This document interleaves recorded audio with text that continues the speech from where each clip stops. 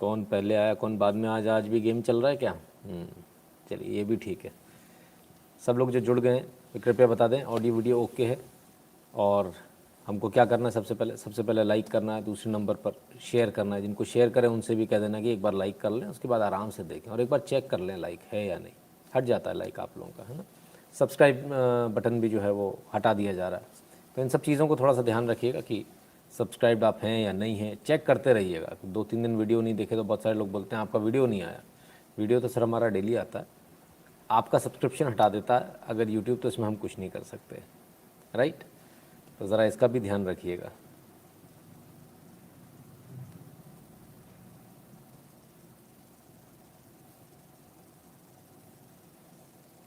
चलिए बहुत बहुत धन्यवाद आप सबके प्यार और सम्मान के लिए। आइए तो शुरुआत करें, सीधे शुरू करें। गर्मी बहुत है और गर्मी से बचकर चलिए, क्योंकि गर्मी से अभी आपको रिस्पाइट मिलने वाला नहीं है, दूर दूर तक नहीं मिलने वाला है। फ़िलहाल कोई गुंजाइश नहीं है गर्मी से बचने की। हालांकि कोस्टल एरियाज़ में ज़रूर आज कुछ तूफ़ान वूफ़ान की वो है, तो उससे बारिश वारिश हो जाएगी, लेकिन कमोवेश ये स्थिति रहेगी भारत की फ़िलहाल। और 46-47 डिग्री राजस्थान, गुजरात और विदर्भ के इलाकों में बताया जा रहा है कि यहाँ इतना हो सकता है। तो यदि यहाँ पर इतना है 46-47, तो मतलब आप मानकर चलिए कि बाकी जगहों पे तो जो 44.9 ये तमाम सारे आज का दिया हुआ, तो इतना टेम्परेचर अभी जाने की संभावना है, यानी और ज़्यादा गर्मी होने की संभावना है। डॉक्टर मनीष निगम धन्यवाद। Hemant Shah ji AV Telegram notification आया, वेरी गुड, बहुत बहुत धन्यवाद। तो फिलहाल गर्मी से राहत मिलने की कोई उम्मीद नहीं है, इसलिए थोड़ा बचकर चलिएगा। और वो रहता ना अपना पना कैरी का तमाम सारा मठा वठा, उसका इस्तेमाल कर लीजिएगा तो सुकून रहेगा, लपट अपट ना लग जाए कहीं, क्योंकि अब लू चलने लगी है और अच्छी खासी चलने लगी है। तो गर्मी अपने चरम पर है और फ़िलहाल ऐसा नहीं लगता कि अभी फ़िलहाल कुछ कहीं से कोई गुंजाइश होने वाली है, गर्मी कम होने वाली है। कहते हैं जितनी ज़्यादा गर्मी पड़ती है बारिश भी उतनी अच्छी होती है, और ऐसा देखने में भी आया है। तो ठीक है, बारिश अगर अच्छी चाहिए तो थोड़ी गर्मी झेलनी पड़ेगी, क्योंकि अगर अभी बारिश हो गई तो फिर बहुत दिक्कत होगी, है ना। तो ये है 92 डिग्री सर आपका फ़ारेनहाइट है प्रेम कुमार जी, है ना।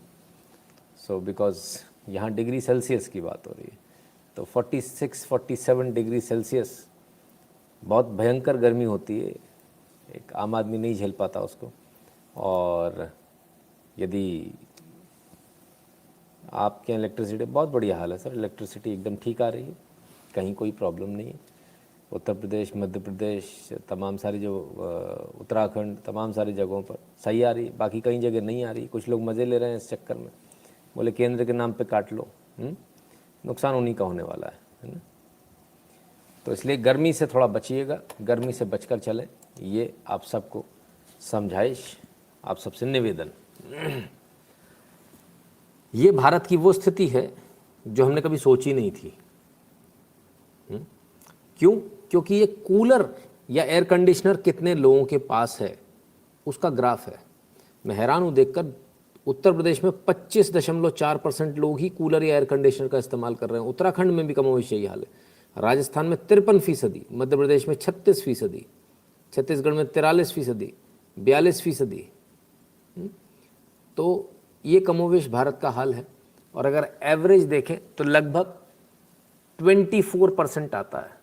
2015-16 में ये 17% था, जो इस वक्त 24% के आसपास है। यानी लोगों के एयर कंडीशनर लोगों ने ज़्यादा लिए हैं, कूलर ज़्यादा लिए हैं, यानी स्टैंडर्ड ऑफ लिविंग जिसे बोलते हैं ना, लाइफस्टाइल थोड़ा सा बढ़ा है अगर देखा जाए इसको।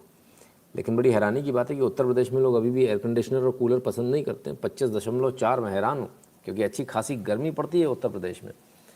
और अभी भी शायद गांव में वही सिस्टम चलता है, नीम के पेड़ के नीचे लेट जाओ और आराम से सो जाओ, थोड़ी बहुत ठंडक जो उसमें मिल जाती है। लपट तो फिर भी चलती रहती है, लपट बोलते हैं हमारे अल्लू को, गर्म हवा को, है ना। सो बड़े कमाल की बात है। और हम तो सोच रहे थे पूरे भारत में सबके पास कूलर होगा, क्योंकि वो देखने में ऐसे ही आता, शहरों में ऐसे ही दिखता सबके पास है। तो ऐसा नहीं है स्थिति, तो स्थिति उतनी अच्छी नहीं है जितनी होनी चाहिए। लेकिन एक बात और भी है कि इन लोगों को भी सल्यूट है जो नेचर में जैसा प्रकृति है उसमें रहते हैं और नेचर को नुकसान नहीं पहुंचाते, क्योंकि एयर कंडीशनर सबसे ज़्यादा नुकसान पहुंचाने वाला उपकरण है। दूसरे नंबर पर कूलर आता है जो पानी बहुत ज़्यादा लेता है।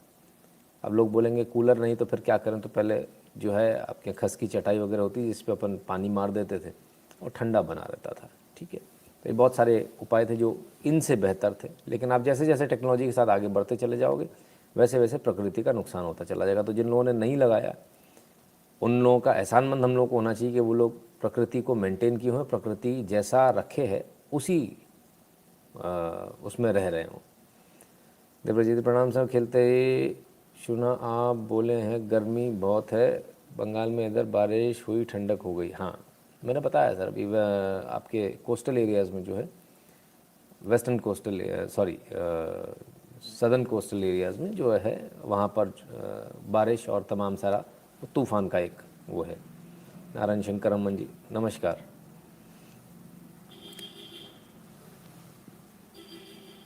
वो तो ठीक है, लद्दाख में कौन मानो एसी चला रहा, नहीं सर गर्मी हो जाती तो चलाने वाले होंगे, है ना। अब हैं ऐसे बहुत सारे लोग, उनको उतनी भी गर्मी लगती होगी क्योंकि पहाड़ी इलाके में सूरज और ज़्यादा तमतमा कर आता है ना, तो गर्मी ऐसे नहीं वहाँ नहीं पड़ती, वहाँ पर भी अच्छी चढ़ती चल लगती है, ठीक है ना।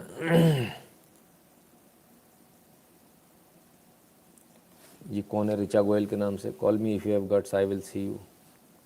नंबर दिया, नंबर दिया क्या, नंबर दो फिर कॉल भी कर लेंगे, ऐसी क्या बात है, गट्स की क्या बात है। अनीश कुमार जी कहते हैं नमस्कार sir, is there a provision to cast your vote online from abroad or do we have to go to Indian cast in person. धन्यवाद आशीष कुमार जी। पेपर बैलेट होता है, पेपर बैलेट का आप इस्तेमाल कर सकते हैं। हालांकि इस बार ऐसा चल रहा है, कोशिश ये चल रही है कि भारत के बाहर जो लोग भारतीय जो भारत के बाहर पहुंच गए और जिनका यहाँ वोटर लिस्ट में नाम है, किन्हीं प्रकार से यहाँ नहीं है, सर्विस में है या किसी भी प्रकार से, तो उनके लिए शायद संभवतः इस बार शायद ऐसा हो सकता है कि वोटिंग का ऑनलाइन का रखें। बाकी फिर भी देखिएगा। फ्री वाटर, बिजली नो बिजली, फ्री पानी, ठीक है ना। चलिए, तो आज क्या था, कितने लोगों को ध्यान था, और मुझे तो नहीं मालूम था, मुझे तो ध्यान नहीं था, काम में ध्यान ही नहीं रहता है। सीता नवमी आज जानिए महत्व, पूजन विधि और शुभ मुहूर्त। माता सीता का जन्मदिन था, हैप्पी बर्थडे था।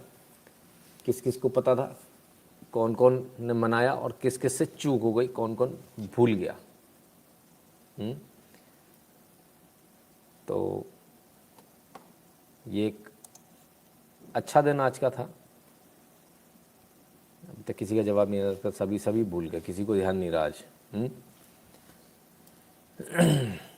चूक हुई, बोला नहीं सर, पता ही नहीं था, पता नहीं था। चलिए कोई बात नहीं, पता नहीं था तो फिर बता दें कब पड़ता है। मैं इसीलिए मैं देखना चाह रहा था कितनों को नहीं पता था। वैसे कोई बड़ी बात नहीं है, मुझे भी नहीं पता था, है ना। तो अब इसको ज़रा डेट देख लीजिए। वैशाख मास के जो वैशाख मास हिंदी कैलेंडर के हिसाब से बता रहे हैं, क्योंकि हिंदी कैलेंडर के हिसाब से ही सब कुछ चलता है। वैशाख जो महीना है उसके शुक्ल पक्ष की नवमी तिथि को पुष्य नक्षत्र के समय माता सीता प्रकट हुई थी, है ना। तो वैशाख मास, शुक्ल पक्ष और नवमी तिथि, तो सीता नवमी, है ना, सीता माता की नवमी। ठीक है, क्लियर, अब याद रहेगा, अब तो नहीं भूलेंगे। जिन लोगों को नहीं पता था उनको पता चल गया। एक और छोटी सी चीज़ पूछता हूँ आज, कितने लोगों को पता है, कितने लोगों को नहीं पता, क्योंकि बहुत सारी ऐसी छोटी छोटी चीज़ें होती हैं जो हम लोगों को कई बार नहीं याद रहती है। तो खाना खाने से पहले हम लोग जब खाना खाते हैं तो जो है हाथ में पानी लेते हैं और थाली के आसपास इस पानी को घुमाते हैं। तो किसी को मालूम है ये रीज़न क्या है इसका, कि हम थाली के आसपास एक सर्कल क्यों बनाते हैं पानी का। मंत्र भी, भोजन मंत्र भी लेते हैं। तो बेसिकली क्या होता था, आज आपके यहाँ टाइल्स लगी हैं, पक्का फर्श आ जाए, पहले पक्का फर्श नहीं होता था ना, तो हम लोग यूजुअली लिपे हुए पे या फिर मिट्टी पर बैठकर ही खाते थे। तो ऐसी कंडीशन में जब आप खाना बनाते हो तो खाने की स्मेल एक अलग आती है, तो कीड़े मकोड़े तमाम सारे जो है ना, कभी बारिश का गर्मियाँ हैं तो उसमें आने का संभावना, या दूसरे मौसम में, या उस खुशबू से आने का संभावना। तो उस खुशबू से कीड़े मकोड़ों को बचाने के लिए ये एक सर्कल बना दिया जाता था कि कीड़े मकोड़े जो हैं उसमें अंदर ना आ पाए। साथ ही साथ अपन एक काम करते हैं ना, एक छोटा टुकड़ा निकालते हैं, उसमें सारी सब्जियों का सब कुछ लगा के और भोग लगा के उस सर्कल के बाहर रख देते थे, ताकि जो भी कीड़े हैं, जीव जंतु हैं, वो खा के अपना पेट भर के जा सकें। यानी जो प्रोविज़न जो था वो एकदम क्लियर था कि हमारी थाली में कोई जीव जंतु ना आ पाए, हमको नुकसान ना हो, और हम अपने में से पहला हिस्सा जो है तोड़ के उनके लिए निकाल दें, तो प्रकृति के साथ, सारे जीव जंतुओं के साथ हम खाना भोजन अपना करें। ऐसे नहीं अकेले अकेले खा लिया। अब आजकल तो ऐसा होता है कि लोग ट्रेन में भी आते तो पीट करके खाना खाते हैं, हाँ, या कहीं होते तो जो है इस तरीके से खाना खाते हैं, कोई देख ना ले, किसी को पता ना चल जाए, शेयर ना करना पड़ जाए शायद, हैं। तो बहरहाल, तो ये हमारी परंपरा है, ये भारतीय परंपरा, सनातन, महान सनातन परंपरा। ठीक है ना। भोग लगाना कहते हैं जी मिश्रा साहब। चलिए, आज जानकी नवमी थी, पता था, वेरी गुड, अच्छी बात है जिनको पता था। चलिए, हमने एक ट्वीट किया था कुछ दिन पहले, देहरादून जागरण के लिए लोग चंदा मांगने आए, कैश न होने की वजह से ऑनलाइन पेमेंट करने की बात कही, वह कैश पर अड़े रहे। जब ऑनलाइन पेमेंट का नंबर दिया तो वह फैज़ खान का निकला, तब उन लोगों से पूछा गया तो वे भाग खड़े हुए। ये घटना आज सुबह हमारे एक दर्शक के साथ घटी, आप सभी सावधान रहिए। तो हमारे पास एक दर्शक का फ़ोन आया, उन्होंने बताया सब ऐसा ऐसा हुआ, लोग चंदा मांगने आए, हमने बोला ऑनलाइन पेमेंट ही करेंगे। ऑनलाइन का जब उनके पास नंबर उन्होंने मांगा तो फैज़ खान का निकला साहब, तो सारे के सारे भाग गए। बहरहाल, इसके बाद एक चीज़ और हमें मालूम चली कि देहरादून में जो मुख्य सड़कें उस पर लोगों ने चौराहों पर 1.5 से 2 गुने में दुकानें किराए पर ले रहे हैं, फुटपाथों पर दुकानें लगा रहे हैं। ज़्यादातर लोग बाहरी हैं, देहरादून के मित्र सजग रहें और प्रतिकार करें। तो हमने तमाम सारी बातें कही थी। पहाड़ों में अक्सर ये चीज़ देखने को आ रही है, बार बार इस चीज़ को लेकर काफ़ी घटनाएं हो रही हैं। और ये बात हमने आपको 3 मई को बताई थी, आज 10 मई हो गया, 7 दिन हो गए ना। तो जो कहा था उस पर अब जो है मीडिया में वो खबर आने लगी है, और मीडिया की इस खबर को भी आप सुनिए और देखिए हमने सही बताया था या नहीं बताया था। उत्तराखंड के पर्यटन कारोबार में मुस्लिमों की घुसपैठ कराई जा रही है। देवभूमि के गढ़वाल और कुमाऊं यानी दोनों मंडलों में इसका असर दिखाई दे रहा है। हालात ये हैं कि उत्तराखंड के ज्यादातर होटल, रेस्टोरेंट्स और लॉज पर मुस्लिम कारोबारियों का कब्जा हो गया है। मुसलमानों को इस घुसपैठ के लिए बाहर से फंडिंग मिल रही है। मुस्लिमों ने स्थानीय कारोबारियों से ऊंची कीमत पर होटल और लॉज लीज पर ले लिए। कुछ साल पहले तक जो होटल स्थानीय लोग चला रहे थे वो अब मुसलमान चला रहे हैं। लेकिन 5 सालों को देखें तो इनमें ऐसे कई लोग उभरे हैं जिनके पास ज्यादा पैसा नहीं था। होटल और लॉज को लीज पर लेने वाले कई मुसलमान आर्थिक तौर पर कमजोर थे।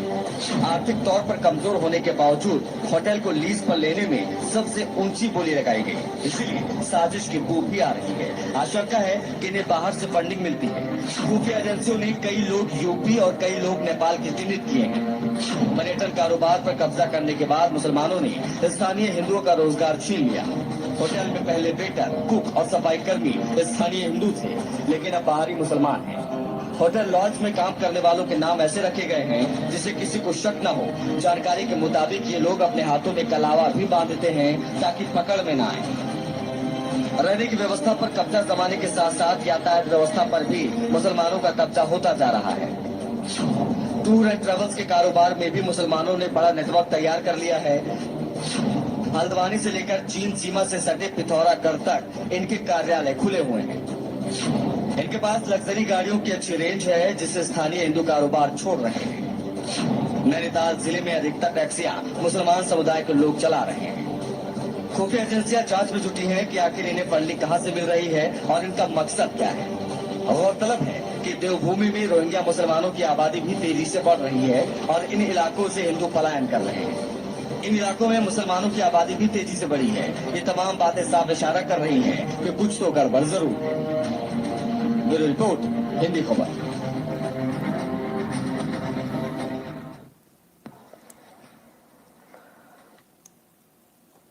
तो चलिए साहब,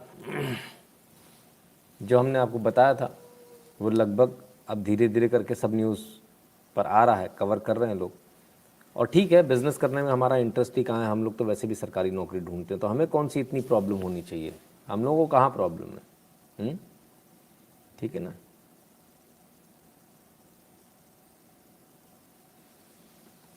तो हमें तो कोई प्रॉब्लम होनी नहीं चाहिए, क्योंकि हम लोग तो वैसे भी नौकरी मांगने वाले लोग हैं।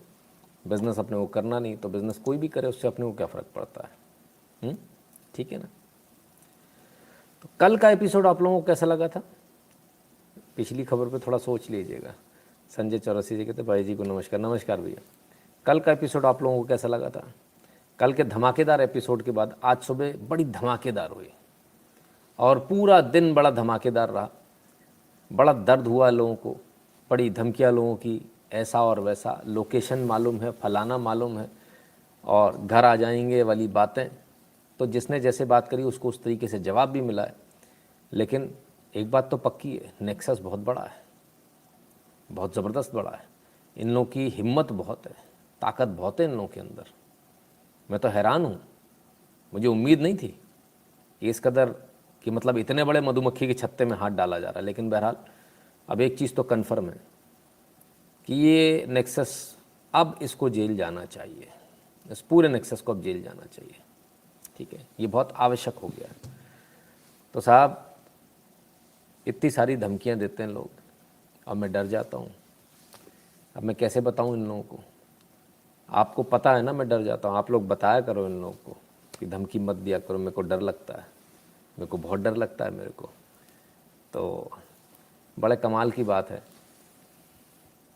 ऐसे लोग इस दुनिया में मौजूद हैं जिन्हें लगता है कि कोई व्यक्ति ये काम कर रहा है तो वो इनकी धमकियों से या इनके हमलों से डर जाएगा या पीछे हो जाएगा।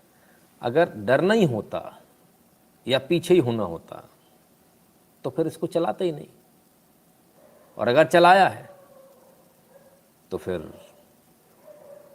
डरने का तो सवाल ही नहीं उठता। क्लियर है।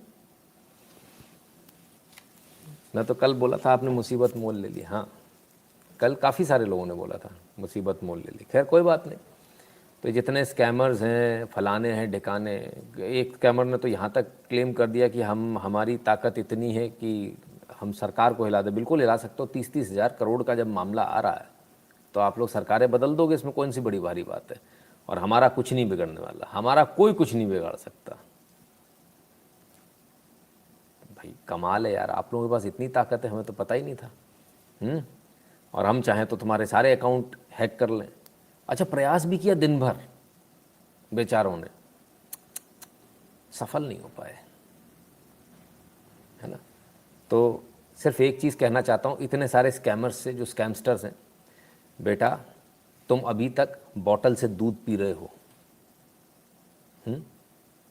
तुम अभी तक सिर्फ बॉटल से दूध पी रहे हो, और तुमने कॉल लगाकर ज़िंदगी की सबसे बड़ी गलती कर दी। चाहे वो वीओआईपी कॉल था, चाहे फलान था, चाहे ढिकान था। इससे मैं तुम्हारे तक तो वापस आ जाऊंगा रिवर्स इंजीनियरिंग करके, तुम चिंता मत करो।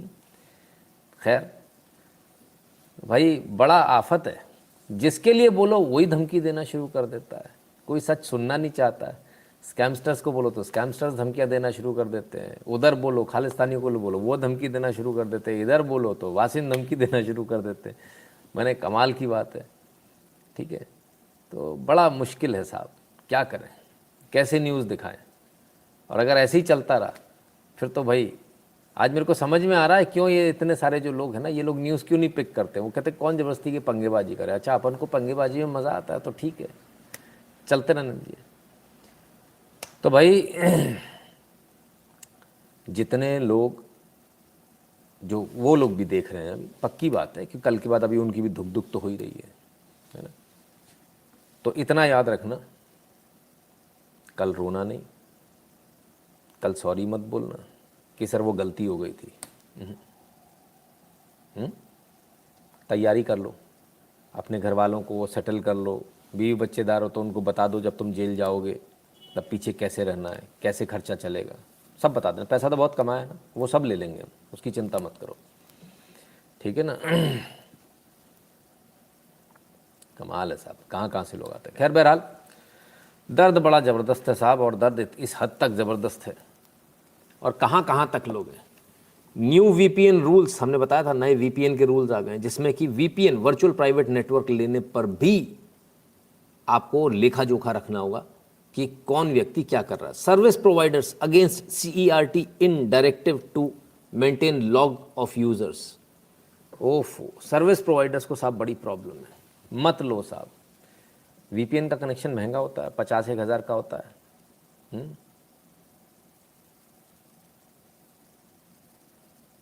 अच्छा, चैनल सर्च करके चैनल पे जाएं तो वहाँ पे लाइव नहीं दिखा रहा है, तो भाई इसलिए उधर से आ जाया करें सब लोग। क्या नाम है, टेलीग्राम की लिंक से, है ना। मेल आचार्य, धन्यवाद भैया। तो वर्चुअल प्राइवेट नेटवर्क, जिसमें कि आप कोई भी काम करते हैं तो पता नहीं चलता कहाँ से क्या होता है, इसको लेकर जो सर्विस प्रोवाइडर है वो बड़े परेशान है। सवाल ये है कि आप तो अपना कनेक्शन देते हो, उसकी जो 40-50 हज़ार रुपये, 60 हज़ार रुपये जो किराया होता है वो लेते हो, या फिर इन सारे जो वर्चुअल प्राइवेट नेटवर्क के थ्रू ये सारे कॉल्स जाते हैं, है ना। ये सारी चीटिंग जो होती है इसी वीपीएन के थ्रू होती है। तो क्या ये लोग भी इसमें शामिल हैं क्या, जो सर्विस प्रोवाइडर हैं? इनको क्यों दर्द हो रहा है? इनको तो बल्कि इनके सामने बिल्कुल सारी चीज़ें एकदम क्लैरिटी के साथ होनी चाहिए। ये तो सरकार को इनको ज़्यादा से ज़्यादा मदद करनी चाहिए कि हमारे पास, हम सर्विस प्रोवाइडर हैं, हम आपको सारी जानकारी देंगे, कौन आदमी क्या कर रहा है, कौन स्कैमिंग कर रहा है, कौन नहीं कर रहा है। लेकिन ऐसा नहीं है, वीपीएन वाले इसका, जो सर्विस प्रोवाइडर है, इसका विरोध कर रहे हैं। कहीं ना कहीं कुछ ना कुछ तो गड़बड़ है। दया, कुछ तो गड़बड़ है, पता करो।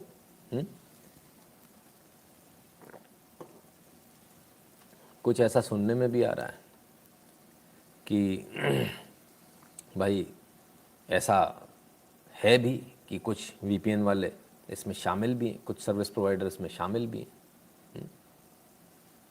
ठीक है, कोई बात नहीं, आप समर्थन में हो नहीं हो उससे कोई फ़र्क नहीं पड़ता, बात अपनी जगह रहेगी सर, है ना। प्रणाम गुरुजी, आज ऑनलाइन आया पर बाद में देखा सुबह। ओके, ठीक है राहुल शिंदे जी। तो खैर, तो ये वीपीएन वाले भी मना कर रहे हैं साहब। बड़ी आफत है, क्या करें। चलिए आगे चलें, उससे पहले आप सब जुड़ चुके हैं, जिन्होंने लाइक नहीं किया वो अभी भी लाइक कर लें, जिन्होंने शेयर नहीं किया वो शेयर कर लें, और उन मित्रों से कह दें लाइक कर लें। और इसके अलावा 8770720196 पर गूगल पे, पेटीएम, फ़ोनपे के माध्यम से अपनी फ़ीस अदा कर दें। भीम यूपीआई एड्रेस है n.shukla@UPI। जो लोग भारत के बाहर हैं उनके ये दो ऑप्शन काम नहीं करेंगे, तो उनके लिए patreon.com/नितिन शुक्ला और paypal.me/नितिन शुक्ला GWL पर जाकर कंट्रीब्यूट कर सकते हैं। 2 यूट्यूब चैनल हैं, नितिन शुक्ला और नितिन शुक्ला लाइव, दोनों को सब्सक्राइब कर लीजिए, बेल आइकन दबा लीजिए, ऑल का एक डायलॉग बॉक्स खुलेगा, उसमें ऑल को क्लिक कर देगा। t.me/nshukla पर जाकर जुड़ जाइए चैनल से, या फिर टेलीग्राम पर @nshukla को सर्च कर लीजिए, फ़ोटो के साथ 21,000 से ज़्यादा लोगों का एक चैनल आएगा, उसे ज्वाइन कर दीजिएगा। ट्विटर पे @NSO365 को, और इंस्टाग्राम पूछेचट और ट्विटर पर @nshukla को, फेसबुक पर @नितिन शुक्ला इनको, गैप पर @नितिन शुक्ला को फॉलो कर लें, लाइक कर लें, सी फर्स्ट कर लें। और इसके अलावा सबसे ज़रूरी बात, गूगल फॉर्म जो दिया हुआ है डिस्क्रिप्शन में, लिंक दी हुई, अपने हिसाब से डिस्क्रिप्शन जो है उसको लिंक को देख लीजिए। अगर आप भारत में रहने वाले हैं तो भारतीय लिंक आपको ओपन करनी है, भारत के बाहर रहने वाले तो NRI वाली लिंक आपको ओपन करनी है। गूगल फॉर्म भर दीजिएगा। एक काम और कीजिएगा, आज ही एक सज्जन ने बोला मैंने एक फॉर्म भरा हुआ है, जब हमने सर्च किया तो उनका फॉर्म नहीं भरा हुआ था। तो आप सबसे निवेदन है, कृपया करके एक बार चेक कर लें आपका फॉर्म भरा है या नहीं भरा। आपकी ईमेल एड्रेस से आपको दिख जाएगा ना एडिट में जाकर। ठीक है, क्लियर है। चलिए साहब,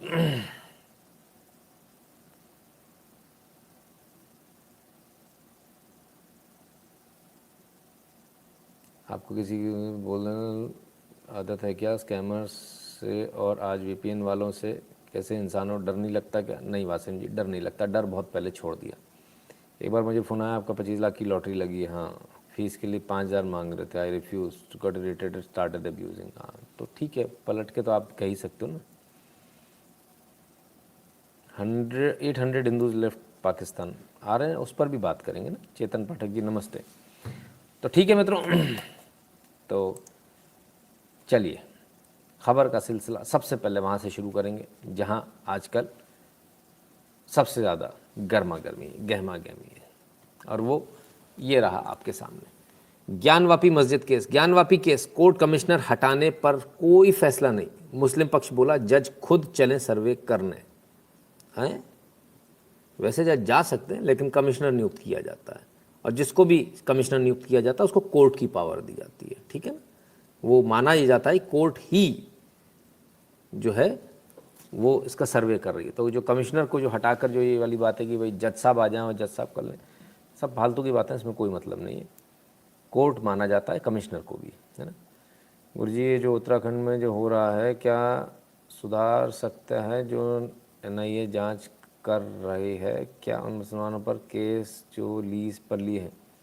अंकुर जी, लीज पर लेना कोई अपराध नहीं है ना। अगर उसमें गलत पैसा आया होगा, बाहर का पैसा आया होगा, तो फिर उस पर कार्रवाई होगी, वो सरकार करेगी, ठीक है ना। न्यूज़ के 1 news Yasin Malik plead guilty to, आ रहा हूँ सर, उस पर भी आ रहा हूँ, सारी न्यूज़ आएगी। बिल्कुल बेफिक्र रहिए आप, कोई न्यूज़ नहीं छूटने वाली। तो ज्ञानवापी मस्जिद को लेकर जरा पहले बात कर लें। ज्ञानवापी प्रकरण 1990 तक परिसर में चल रही थी पूजा।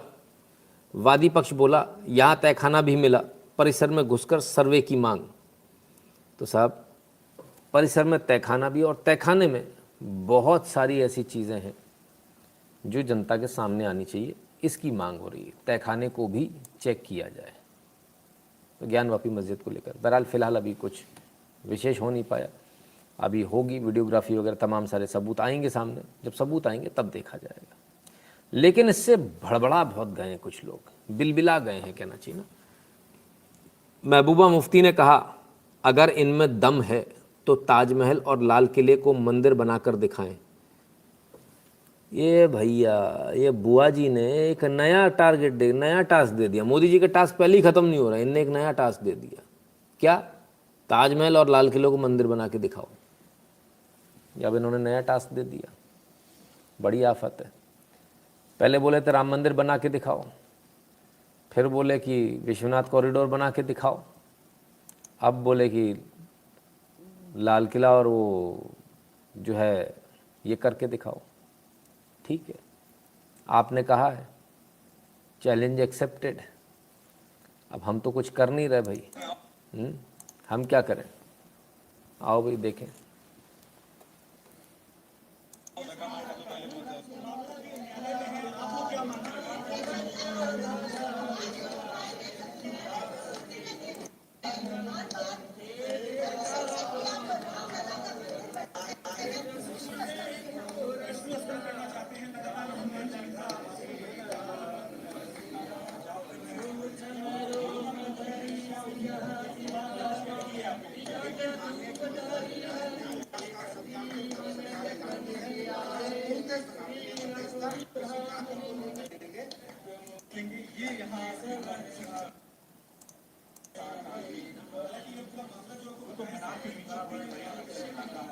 तो साहब, कुतुब मीनार में हनुमान चालीसा हो गई, वो कहते हैं मंदिर बनाओ मंदिर बनाओ। तो कुतुब मीनार में तो हो गई हनुमान चालीसा, अब और कैसे? मंदिर में तो होती है हनुमान चालीसा, हमें क्या पता।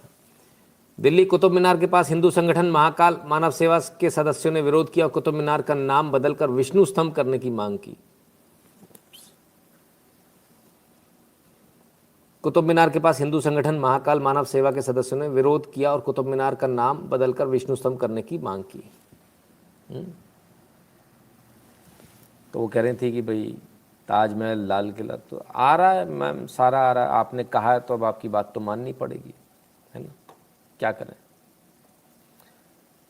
चलिए साहब और देखें। उन्होंने कहा है कि इसको करके दिखाओ, हिम्मत है तो उसको करके दिखाओ, हिम्मत है तो।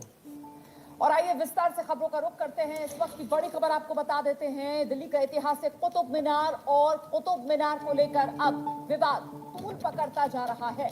हिंदू संगठनों से जुड़े लोग आज हनुमान चालीसा का पाठ करते हुए कुतुब मीनार पहुंच रहे थे, जिन्हें पुलिस ने हिरासत में ले लिया। लोगों ने कुतुब मीनार के बाहर हनुमान चालीसा का पाठ किया।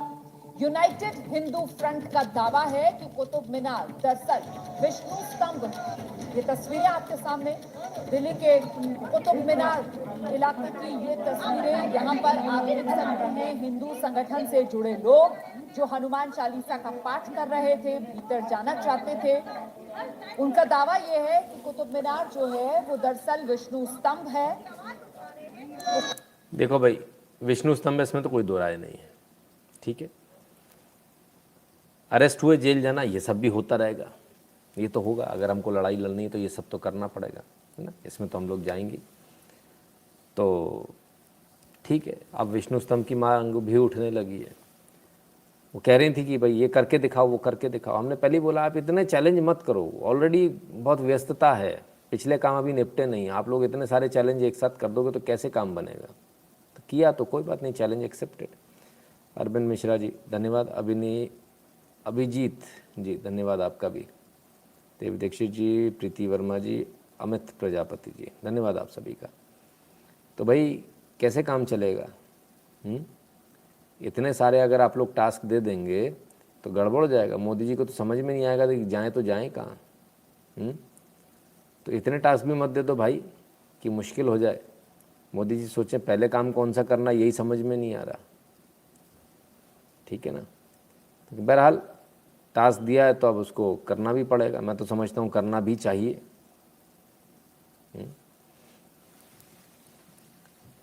चलिए, एक चीज़ हो गई, अब और देखें, और भी लोग आ गए। मस्जिद विवाद ज्ञानवापी अभी निपटा नहीं था, और सुनिए। कह रहे हैं कि देश भर में जितनी मस्जिदें हैं उन सब मस्जिदों का सर्वे होना चाहिए, देश की सभी मस्जिदों का सर्वे हो, ये कह रहे हैं संगीत सोम। पश्चिमी उत्तर प्रदेश से आते हैं संगीत सोम। संगीत सोम ने मांग उठा दी कि जितनी भी मस्जिदें सबका सर्वे होना चाहिए, कोई गलत नहीं है। देखिए आप इस बात को समझिए, मुगल जब यहाँ से गए तो लोगों को कन्वर्ट करके गए, और जब कन्वर्ट करके गए उसके बाद जो है जो इनका ईस्ट इंडिया कंपनी का, ब्रिटिशर्स का दौर आया, तो लगातार ये जो करके गए, इनका पर्पज़ ये था कि हमेशा आपस में ही लड़ते रहे, हिंदू हिंदू से ही लड़ता रहे, वो जो कन्वर्ट हो गया और नॉन कन्वर्टेड वाला। इसलिए तोड़कर जो है जानबूझकर मस्जिदें मंदिरों के ऊपर बनाई गई थी।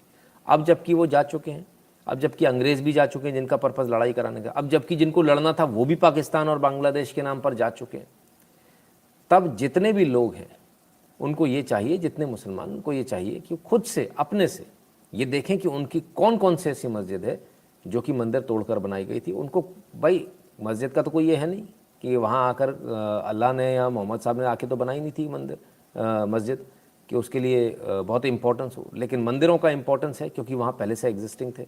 तो मैं तो ये कहूँगा कि मुस्लिम्स को सारे मंदिर, जो जितने भी ऐसे मंदिर हैं जिनके ऊपर मस्जिद बनी हुई है, वो सारे के सारे खुद से जो है दे देने चाहिए। और इससे अच्छा भाईचारा, जो भाईचारे की जो बात होती है ना, इससे अच्छा कोई गुडविल जेस्चर हो नहीं सकता।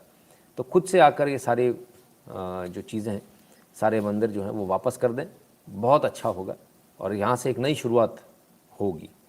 सुरेंद्र कुमार जी थैंक्स, धन्यवाद आपको भी। राहुल शिंदे जी धन्यवाद। तो हम तो ये चाहेंगे, ठीक है ना। आइए, तो और क्या चल रहा है? गुरविंदर जी शायद अभी कह रहे थे कि हम आपको लेके दे देते, ये कर देते। चलो देखिए भैया लोग क्या कह रहे हैं, सुनिए। चारों चार जुगां दा एक एक अक्षर लैके ਉਹਨਾਂ ਤੋਂ ਵਾਹਿਗੁਰੂ ਬਣਿਆ। ਚਾਰ ਜੁਗਾਂ ਤੋਂ, जिस तरह वाह, ਚਾਰ ਜੁਗਾਂ ਤੋਂ ਵਾਹ ਵਿਸ਼ਨੂੰ, अच्छा, ਵਾਹ ਵਿਸ਼ਨੂੰ ਤੇ ਅੱਗੇ ਹਾਇਆ, ਹਾ ਤੋਂ ਮੀਨਸ ਹਰੀ, श्री कृष्ण भगवान जी। गा तो गोविंद, रा वाह तो तो गोविंद, राम। गुरु गोविंद जी। नहीं नहीं, गोविंद जी मतलब है जिस तरह हिंदू लोग गोविंद कहते ना, अच्छा, गोविंद ते रा तो राम साधु विच, अच्छा, ਰਾ ਤੋਂ ਰਾਮ ਸਾਧੂ। ਇਹ ਜਿਹੜਾ ਵਾਹਿਗੁਰੂ ਅਕਸ਼ਰ ਹੈਗਾ ਨਾ, ਇਸ ਤੋਂ ਤੁਸੀਂ ਨਾਮ ਲਓਗੇ ਨਾ, ਇਹ ਤੁਹਾਡਾ ਚਾਰ ਜੁਗਾਂ ਦੀ ਭਗਤੀ ਤੁਹਾਡੀ ਹੋ ਜਾਏਗੀ। इतना वाह, अच्छा नाम है वाहिगुरु दा कि चार जुगां दी ਤੁਹਾਡੀ ਭਗਤੀ गिनी जाएगी। इतना प्यारा लफ्ज है वाहिगुरु। वाहिगुरु, वाहिगुरु, वाहिगुरु। ऐ तो हिंदू लोग ये चारों चार। तो साहब इन्होंने तो कुछ और ही बता दिया और वो लोग तो कुछ और ही बता रहे थे। तो जितने खालिस्तानी हैं उनके मुंह पर एक बड़ा ज़बरदस्त तमाचा है। बड़ी प्यारी सी दादी इन्होंने वाहे गुरु का मतलब बता दिया। गुरु क्या बाहर की फंडिंग को चैनलाइज कर सकते हैं क्या, ताकि पता चल सके कि फंडिंग किस देश से आ रही है और कहाँ जा रही है, मकसद क्या है? बिल्कुल कर सकते हैं अंकुर जी, और ये इसको काफ़ी हद तक नोट किया भी जाता है ना। उसको करेंगे भी, आगे भी करेगी गवर्नमेंट। तो ऐसा नहीं कि सब लोग ही अच्छे हैं, सब लोग ऐसा बोल रहे हैं, कुछ लोग ऐसे हैं जो हिंदुओं को गाली देने में विश्वास रखते हैं। आइए मिलवाएं आपको एक से, ज्ञानवापी मस्जिद को लेकर इनका बयान सुनिए। प्रोफेसर साहब हैं रविकांत। है और वो काशी से गुजर रहा है अपने लाओ लश्कर के साथ, तो उसमें बहुत सारे हिंदू राजा और रानियां ये सब हैं। तो जब वो काशी से गुजरते हैं तो ये होता है कि साहब हम लोग काशी से गुजर रहे हैं तो यहाँ पर न सिर्फ विश्राम किया जाए बल्कि गंगा में स्नान भी किया जाए और विश्वनाथ मंदिर में पूजा अर्चना भी की जाए। वहीं पर एक कक्ष की रानी है जो गुम हो जाती है, तमाम महिलाएं स्नान करने जाती है, मंदिर में पूजा करने जाती है। उसके बाद जब ढूंढा गया तो गर्भगृह के नीचे जो स्थान है उसमें वो नग्न अवस्था में मिलती है और उसके साथ रेप वगैरह किया गया। औरंगजेब को गुस्सा आता है, वो ये कहता है कि इस तरह से जो पंडित पुजारी हैं ये जो काम कर रहे हैं तो ऐसी जगह पर मंदिर होना ही नहीं चाहिए। मंदिर को तोड़ा जाता है, लेकिन वही कक्ष की रानी ये कहती है कि नहीं साहब ये गलत हो रहा है, मंदिर फिर से बना दिया जाए। तो जो उसका बनारस फरमान है उसमें वो लिखता है औरंगजेब, वो कहता है कि नहीं मंदिर का पुनर्निर्माण नहीं हो सकता है, इसलिए वो मस्जिद को बना देता है, ये उस रानी की इच्छा के अनुसार। ये उसकी कहानी है, जैसे पट्टाभी सीतारमैया ने लिखा। अब उसके पीछे और हकीकत क्या है? तो ये जो महिलाएं हैं उन्हें यही नहीं मालूम है कि इस मस्जिद के तामीर के पीछे की कहानी क्या है, और ये और वो जो उस कहानी में है आज के। ये इस गधे को प्रोफेसर किसने बनाया, इस नमूने गधे को? ऐसी कोई कहानी है ही नहीं, बेबुनियाद बेसिर पैर की कहानी ये गधा लेकर आया है ना। और जब ये बेबुनियाद बेसिर पैर की कहानी लेकर आया तब क्या हुआ? तब इसी के लखनऊ विश्वविद्यालय में इसकी लोगों ने लंका लगा दी।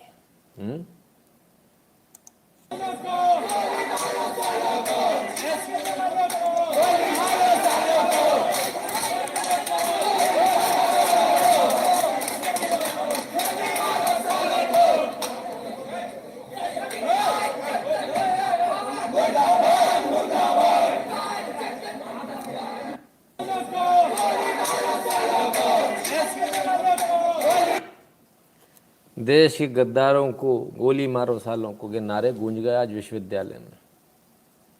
स्टूडेंट ने अपने जो प्रोफेसर साहब हैं उनकी लंका लगा दी, और ऐसे घिनौने बहुत सारे प्रोफेसर घूम रहे हैं। फिर क्या हुआ? फिर हिंदी का एक शब्द है फटना, फटने को तो दूध भी फटता है, पर यहाँ कुछ और है। बयान दिया था धार्मिक महादेव से डिबेट थी सत्येंद्र पर आशुतोष जी के साथ, तो वो पूरा वीडियो जिन लोगों ने देखा है उनकी गलतफहमी दूर होगी। लेकिन उसमें कहा गया आपके द्वारा हिंदू देवी देवताओं को लेकर टिप्पणी की गई है। वो नहीं। छात्रों की डिमांड है कि आपके ऊपर एक्शन लिया जाए। वो इशू है, छात्रों के साथ लगातार बात हो गई, बच्चों से बात हो गई। बयान दिया था धार्मिक महादेव से डिबेट थी दे भड़बड़ा गए प्रोफेसर साहब तो। ओफो, बयान दिया था धार्मिक महादेव से डिबेट थी सत्येंद्र पर आशुतोष जी के साथ, तो वो पूरा वीडियो जिन लोगों ने देखा है उनकी गलतफहमी दूर होगी। लेकिन उसमें कहा गया आपके द्वारा हिंदू। कमाल है साहब, ऐसे लोग अभी भी प्रोफेसर हैं, इनके खिलाफ मुकदमा दर्ज नहीं हुआ, इनको नौकरी से नहीं निकाला गया। बड़े हैरानी की बात है, जो चौड़े में भगवान के मंदिर को, भगवान को गाली दे रहे हैं, जो वहाँ के ब्राह्मणों को गाली दे रहे हैं, कौन है प्रोफेसर रविकांत? पता लगाओ भैया, इसको निकलवाओ वहाँ से। हिंदू कंकंग की सुरजीत जी, बिल्कुल आज मेरे मन में भी यही बात आ रही थी कि सामने वाला तो कंकंग की गुगा कर देता है, यहाँ डेमोन्स्ट्रेशन ही होता रहता है, FIR ही होती रहती है। ठीक है ना, खैर चलिए। तो ये सारी जो जड़ है ना, उसमें चंदा मेन होता है, बाहर से फॉरेन फंडिंग आती है, इसलिए सारा होता है। इनको जो इनकम है इसके अलावा एक्स्ट्रा इनकम होती है। खैर आइए देखें, चंदे को लेकर आज बड़ी कार्रवाई हुई है, और वो बड़ी कार्रवाई आपको जाननी चाहिए। विदेशी चंदा नियमों का उल्लंघन, देश में 40 जगहों पर CBI की रेड, कई NGO और गृह मंत्रालय के अधिकारी राडार पर। गृह मंत्रालय के अधिकारी भी राडार पर है साहब, क्यों? आइए देखें। CBI ने विदेशी चंदा मामले में 40 जगहों पर की छापेमारी, राडार पर गृह मंत्रालय के अधिकारी। गृह मंत्रालय के अधिकारियों के भी छापामारी हुई है साहब, कोई नहीं बचा है, किसी को नहीं छोड़ा गया। FCRA का उल्लंघन, CBI का देशव्यापी अभियान, गृह मंत्रालय के अधिकारियों, NGO प्रतिनिधियों और बिचौलियों के खिलाफ कार्रवाई। ये जो FCRA का जो लाइसेंस मिलता है, उसका घालमेल है सारा।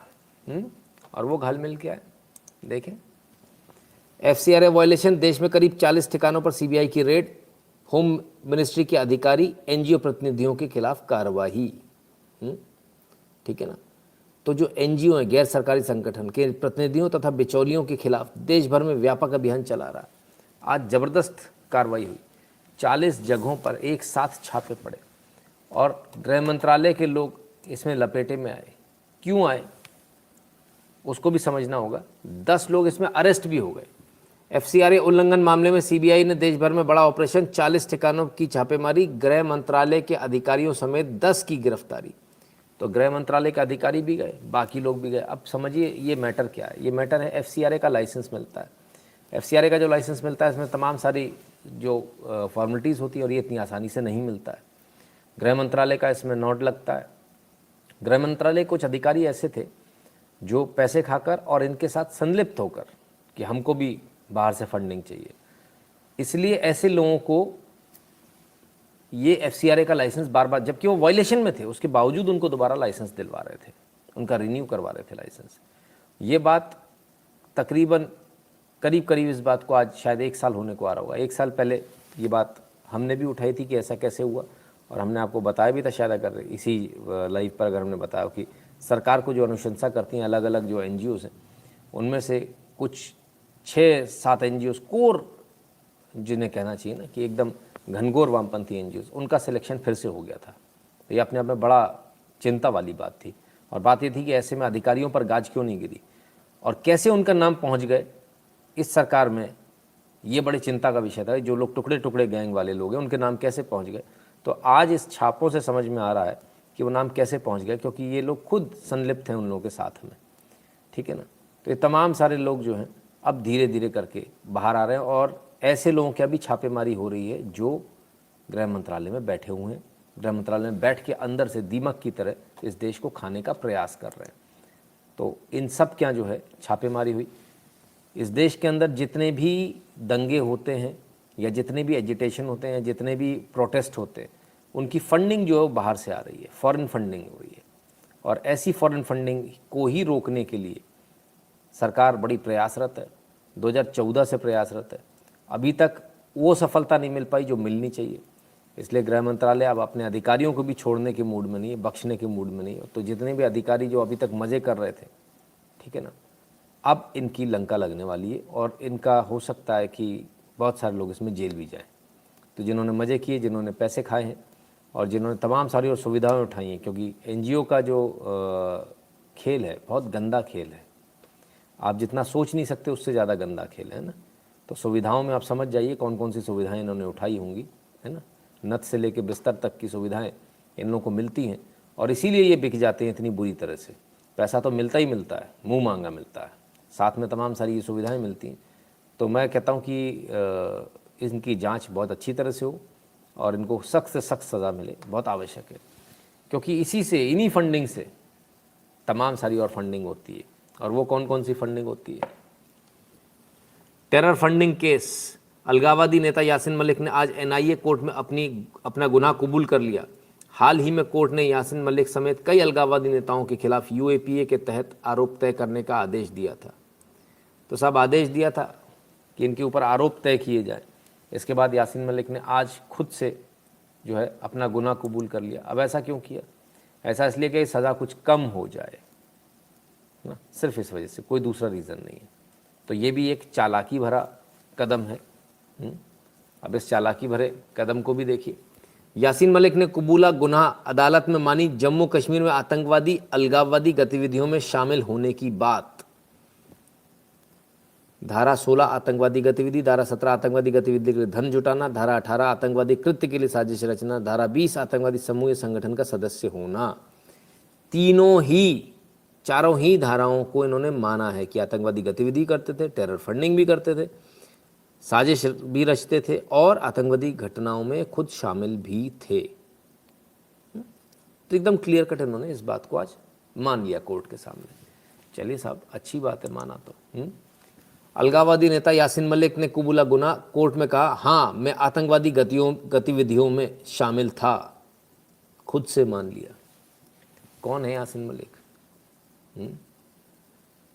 और कौन कौन के साथ थे ये? फांसी लाल चौक पे होनी चाहिए, बात तो कायदे की है। गद्दार बहुत हैं, एक पकड़ो 10 निकल आते हैं, बिल्कुल इसमें कोई दो राय नहीं। तो यासीन मलिक कौन है? आपको याद है यासीन मलिक कौन है? वो इंडिया टुडे की youth icon Yasin Malik. PM साहब के साथ, मनमोहन सिंह के साथ फ़ोटो, अरुंधति रॉय के साथ, Anand Mahindra, you name it, they have it. ये है यासीन मलिक, जो आज अपना गुनाह कबूल रहे कि मैं आतंकवादी हूँ, आतंकवादियों के लिए मैंने पैसा जुटाया, आतंकवादी गतिविधियों में मैं शामिल था। सोचिए, हमारे देश का प्रधानमंत्री ऐसे लोगों को फेलिसिटेट करते थे। और उस ज़माने में प्रेशर इतना रहता था, कॉर्पोरेट भी इन्हीं की भाषा बोलते थे। Yasin Malik is also a strong advocate for the right of return of Hindu Kashmiri Pandits who have been forced to leave the state. Clearly, his selection on this panel was somewhat of a controversy, as we all heard from the brouhaha at the beginning. But I think, Arun, I respect your decision to make this conclave a venue where all voices can be heard. चलिए साहब, किसी ज़माने में ये भी जलवा था कि मंच पर बैठा करते थे, इंडिया टुडे के कॉन्क्लेव में जाया करते थे। आज इंडिया टुडे शायद अपना मुंह छुपाते छुपाते परेशान होगा, समझ में नहीं आ रहा होगा जाएं तो जाएं कहाँ, जब खुद यासीन मलिक ने आज अपना गुनाह कबूल कर लिया कि हाँ मैं आतंकवादी हूँ, आतंकवादी गतिविधियों में संलिप्त रहा, और ऐसे ही तमाम सारे टेरर ऑर्गेनाइजेशन को मैंने पैसा जो है मुहैया कराया, फाइनेंस किया। अब सवाल ये उठता है, बड़ा अच्छा किसी ने सवाल किया, सवाल ये उठता है कि इन्होंने तो गुनाह कबूल कर लिया, अब कोर्ट क्या करेगी? कोर्ट क्या निर्णय दे पाएगी कि इनको फांसी दी जाए? और कोर्ट ने अगर निर्णय दे दिया तो क्या सरकार में इतनी दम है कि सरकार फांसी दे पाएगी? क्योंकि फांसी देते ही लॉ एंड ऑर्डर की सिचुएशन हो जाएगी। फिर क्या करेंगे? दो चीज़ें हैं, या तो यहाँ से बैकआउट करेंगे आप कि नहीं भाई फांसी मत दो, या इस केस को लिंगर ऑन करो, या कोर्ट दर कोर्ट इसको भटकाते रहो, या फिर आप एक स्ट्रॉन्ग स्टेट्समैन की तरह जितना विरोध है उसको न सिर्फ कुचल देंगे बल्कि उनको एक सबक भी दे देंगे, ऐसे आदमी को फांसी देके कि जो कोई भी व्यक्ति जो टेरर में जाएगा उसका अंत फांसी होगा। तो ये मौका बहुत अच्छा है सरकार के पास, एक ऐसा मैसेज, स्ट्रॉन्ग मैसेज देने का। तो वो स्ट्रॉन्ग मैसेज भी दिया जा सकता है, डिपेंड करता है सरकार दे पाएगी नहीं दे पाएगी, क्या होता है देखते हैं, आने वाला समय बताएगा। चलिए, अमित शाह जी कहते हैं we will make sure AFSPA is removed from all areas of Assam, says HM Amit Shah in Guwahati. Guwahati में थे अमित शाह, कहते हैं आफ्सपा हटाने वाला हूँ, armed forces special protection act, इसको हटाने वाला हूँ असम के लगभग सभी इलाकों से। ठीक है, अच्छी बात है, ठीक है ना।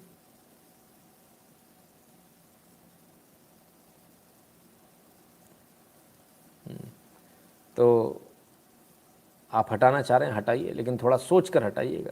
सर ये मत सोच लीजिए आज आपकी सरकार है कल दूसरे की आ जाएगी तब क्या होगा, पोजीशन थोड़ा उसको देख लीजिएगा। पंजाब में अभी हम भुगत ही रहे, ऐसा ना हो ये उल्टा पड़ जाए, है ना। खैर पंजाब की बात हुई तो कल बहुत सारे लोग पंजाब की बात करना चाह रहे थे, आज पंजाब की बात कर लेते हैं। रॉकेट जैसी चीज गिरने के बाद हुआ धमाका। ओके, तो भाई क्या चीज थी? इंटेलिजेंस विभाग की बिल्डिंग पे धमाका, गजब ही हो गया साहब। लो भैया, ये था वो प्रोजेक्टाइल, रॉकेट प्रोपेल्ड ग्रेनेड बोलते हैं इसको। तो ग्रेनेड जो है उसको रॉकेट्स के साथ में उसको फेंका गया था, धमाका हुआ, आग लगी, सब कुछ हुआ। लेकिन पुलिस डिपार्टमेंट का कहना था ऐसा कुछ नहीं, कोई बड़ी घटना नहीं हुई, ये लीजिए यहां से आया था।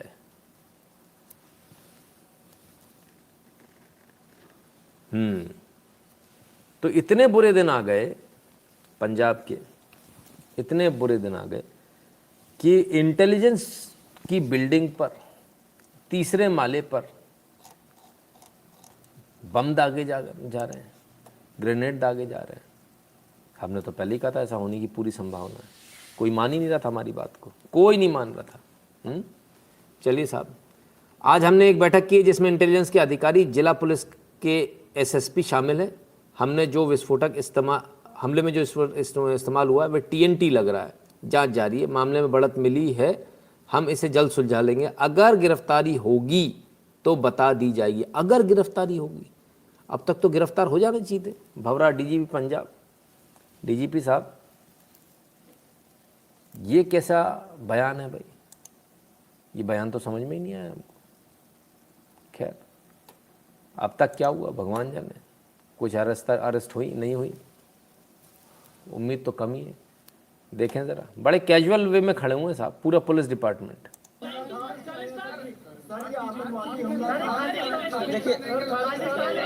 देखिए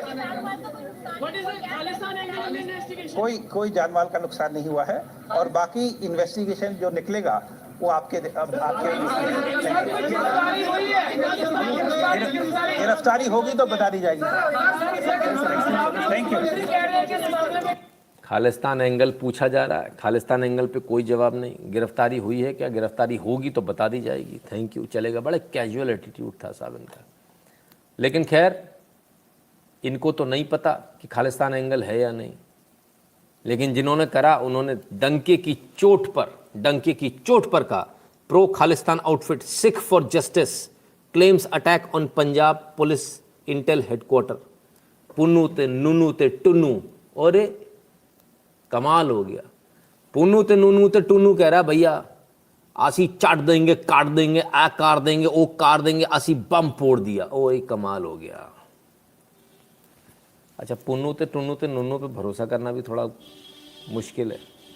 भंडारे में पूड़ी बटती तो भी पुन्नू ते नूनू कह देता है, न मैंने बटवाई। कहीं कुछ भी होता ना, पुन्नू सबसे पहले पहुंच जाता है अपना क्रेडिट लेने, न मैंने आसी कार दिया। चलो भाई, तो इस पर भरोसा करना भी मुश्किल है, लेकिन जिम्मेदारी ली है तो एक बात तो क्लियर है कि प्रो खालिस्तान वाले जितने आउटफिट हैं वो कहीं ना कहीं इसके घटना के पीछे हैं। We raise flag at Dharamshala, terror group SFJ wants Himachal CM to learn something from Mohali attack. अच्छा, वो जो वहाँ पर जो झंडा वंडा लगाया था ना, उसको भी क्लेम कर लिया, वो भी हमने लगाया।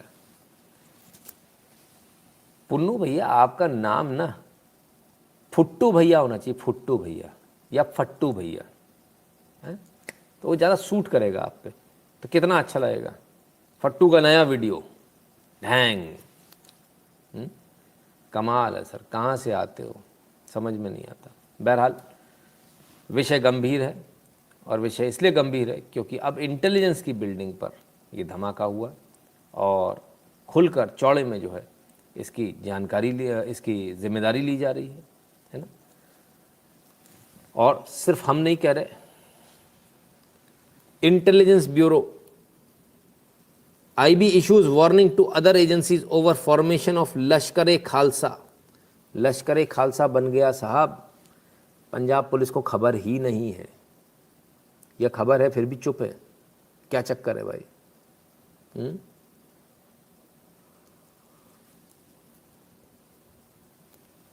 तो लश्कर-ए-खालसा, लश्कर और खालसा कमाल ही हो गया। लश्कर का मतलब शायद खालसा वालों को मालूम नहीं है, लश्कर-ए-खालसा भी होगा। कमाल की चीज़ है साहब। चलिए भाई, तो इस प्रकार का एक नया गुट, एक नया जो है ये सामने आ रहा निकल कर। पंजाब को फिर सुलगाने की कोशिश में ISI, नया आतंकी गुट बनाया, अफगानिस्तान में दी जा रही ट्रेनिंग। सोचिए, और जब उनसे पूछा गया इसमें खालिस्तानी या टेररिस्ट ऑर्गेनाइजेशन का कुछ है, DGP साहब बड़े कैजुअल थे, बोले नहीं कोई दिक्कत नहीं है। कमाल है साहब।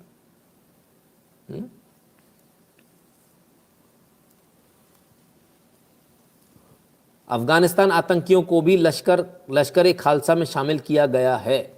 अफगानिस्तान आतंकियों को RPG समेत सभी अत्याधुनिक हथियार चलाने का अनुभव होता है। इस ग्रुप में जानिए जम्मू कश्मीर में हमला करने की साजिश है। कौन है इसमें?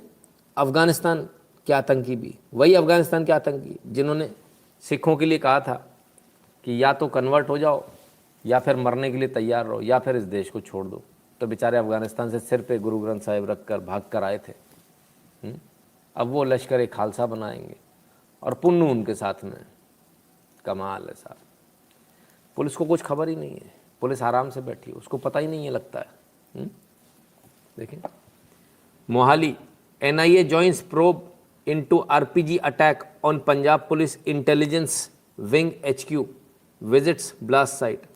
NIA उतर आई साहब, नेशनल इन्वेस्टिगेटिंग एजेंसी। NIA ने इस केस को ले लिया और ये बड़ा अच्छा हुआ कि NIA ने भी इस केस को ज्वाइन कर लिया ताकि पता तो चले कि इसके पीछे कौन है, क्योंकि अगर यही नहीं मालूम चलेगा तो बड़ा मुश्किल हो जाएगा। DGP साहब तो आराम से खड़े, बोले नहीं ऐसी कोई बड़ी भारी बात नहीं है, तो ठीक है एक आध बम फटा है, कोई दिक्कत नहीं। एक्स मुस्लिम अब्दुल कहते हैं don't blame Congress party for atrocities, blame secular Hindus who have absolutely no knowledge about Islam and how it works in host countries. जी बिल्कुल। तो एक्स मुस्लिम अब्दुल साहब, हम एक निवेदन करेंगे, अगर आप सामने आ सकते हो तो इस पर आपका एक इंटरव्यू कर लेते हैं हमारे ही चैनल पर, है ना। यदि आपको संभव हो, यदि आपको लगे सिक्योर्ड है, आप सिक्योरिटी आपकी में कोई कॉम्प्रोमाइज़ नहीं होता है, तो आप कॉल कर सकते हैं, इसको अपन एक शेड्यूल कर सकते हैं ना। तो आप वृद्ध रूप से आप सबको जो है एनलाइटन कर सकते हैं, क्योंकि एक एक कमेंट में तो आप उतना एनलाइटन नहीं कर पाएंगे जितना एक आधे घंटे के इंटरव्यू में आप कर पाएंगे। तो आपका स्वागत है, ठीक है। चलिए साहब, फिर क्या हुआ?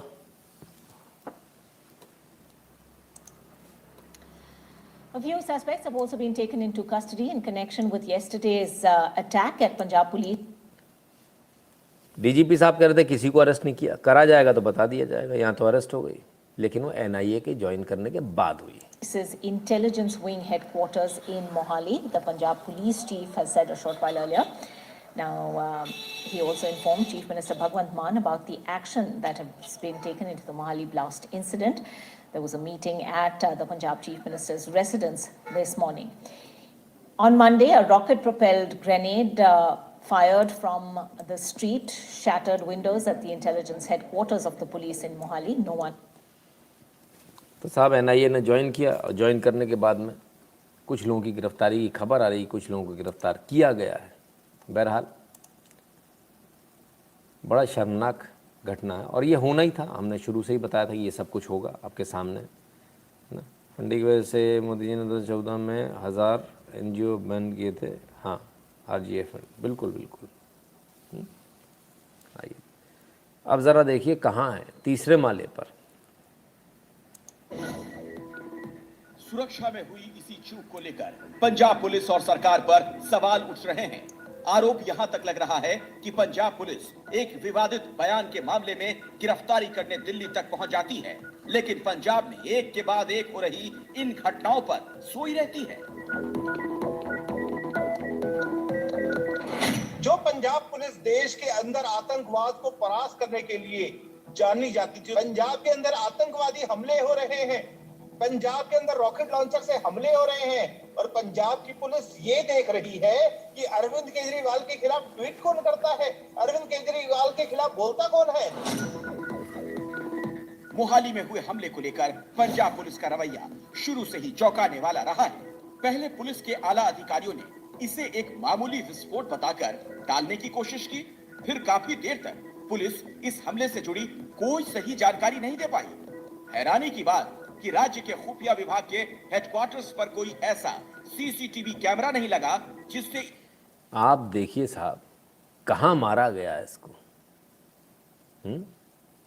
जिस लॉन्चर से, रॉकेट लॉन्चर से इसको लॉन्च किया गया, गजब है भाई।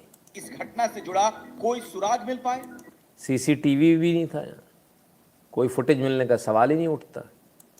पुलिस ने इस हमले को आतंकी घटना मानने में भी काफी देर लगाई। इस केस को ट्रेस करने के लिए हम लोग पूरे एफर्ट्स कर रहे हैं। हमारे पास लीड हैं और ये मुस्कुराहट गजब भाई गजब। जल्दी ही हम इस केस को सॉल्व कर लेंगे। एक्सप्लोजिव इस्तेमाल हुआ है, वो TNT लग रहा है। हमले से जुड़ी जानकारी के नाम पर पुलिस को यह पता चला कि रॉकेट दागने के लिए सफेद रंग की गाड़ी का इस्तेमाल किया गया। पुलिस सूत्रों के मुताबिक हमले के बाद वो गाड़ी यूपी की तरफ गई। सरकार का दावा है कि जल्द ही पूरी साजिश का पर्दाफाश कर दिया जाएगा।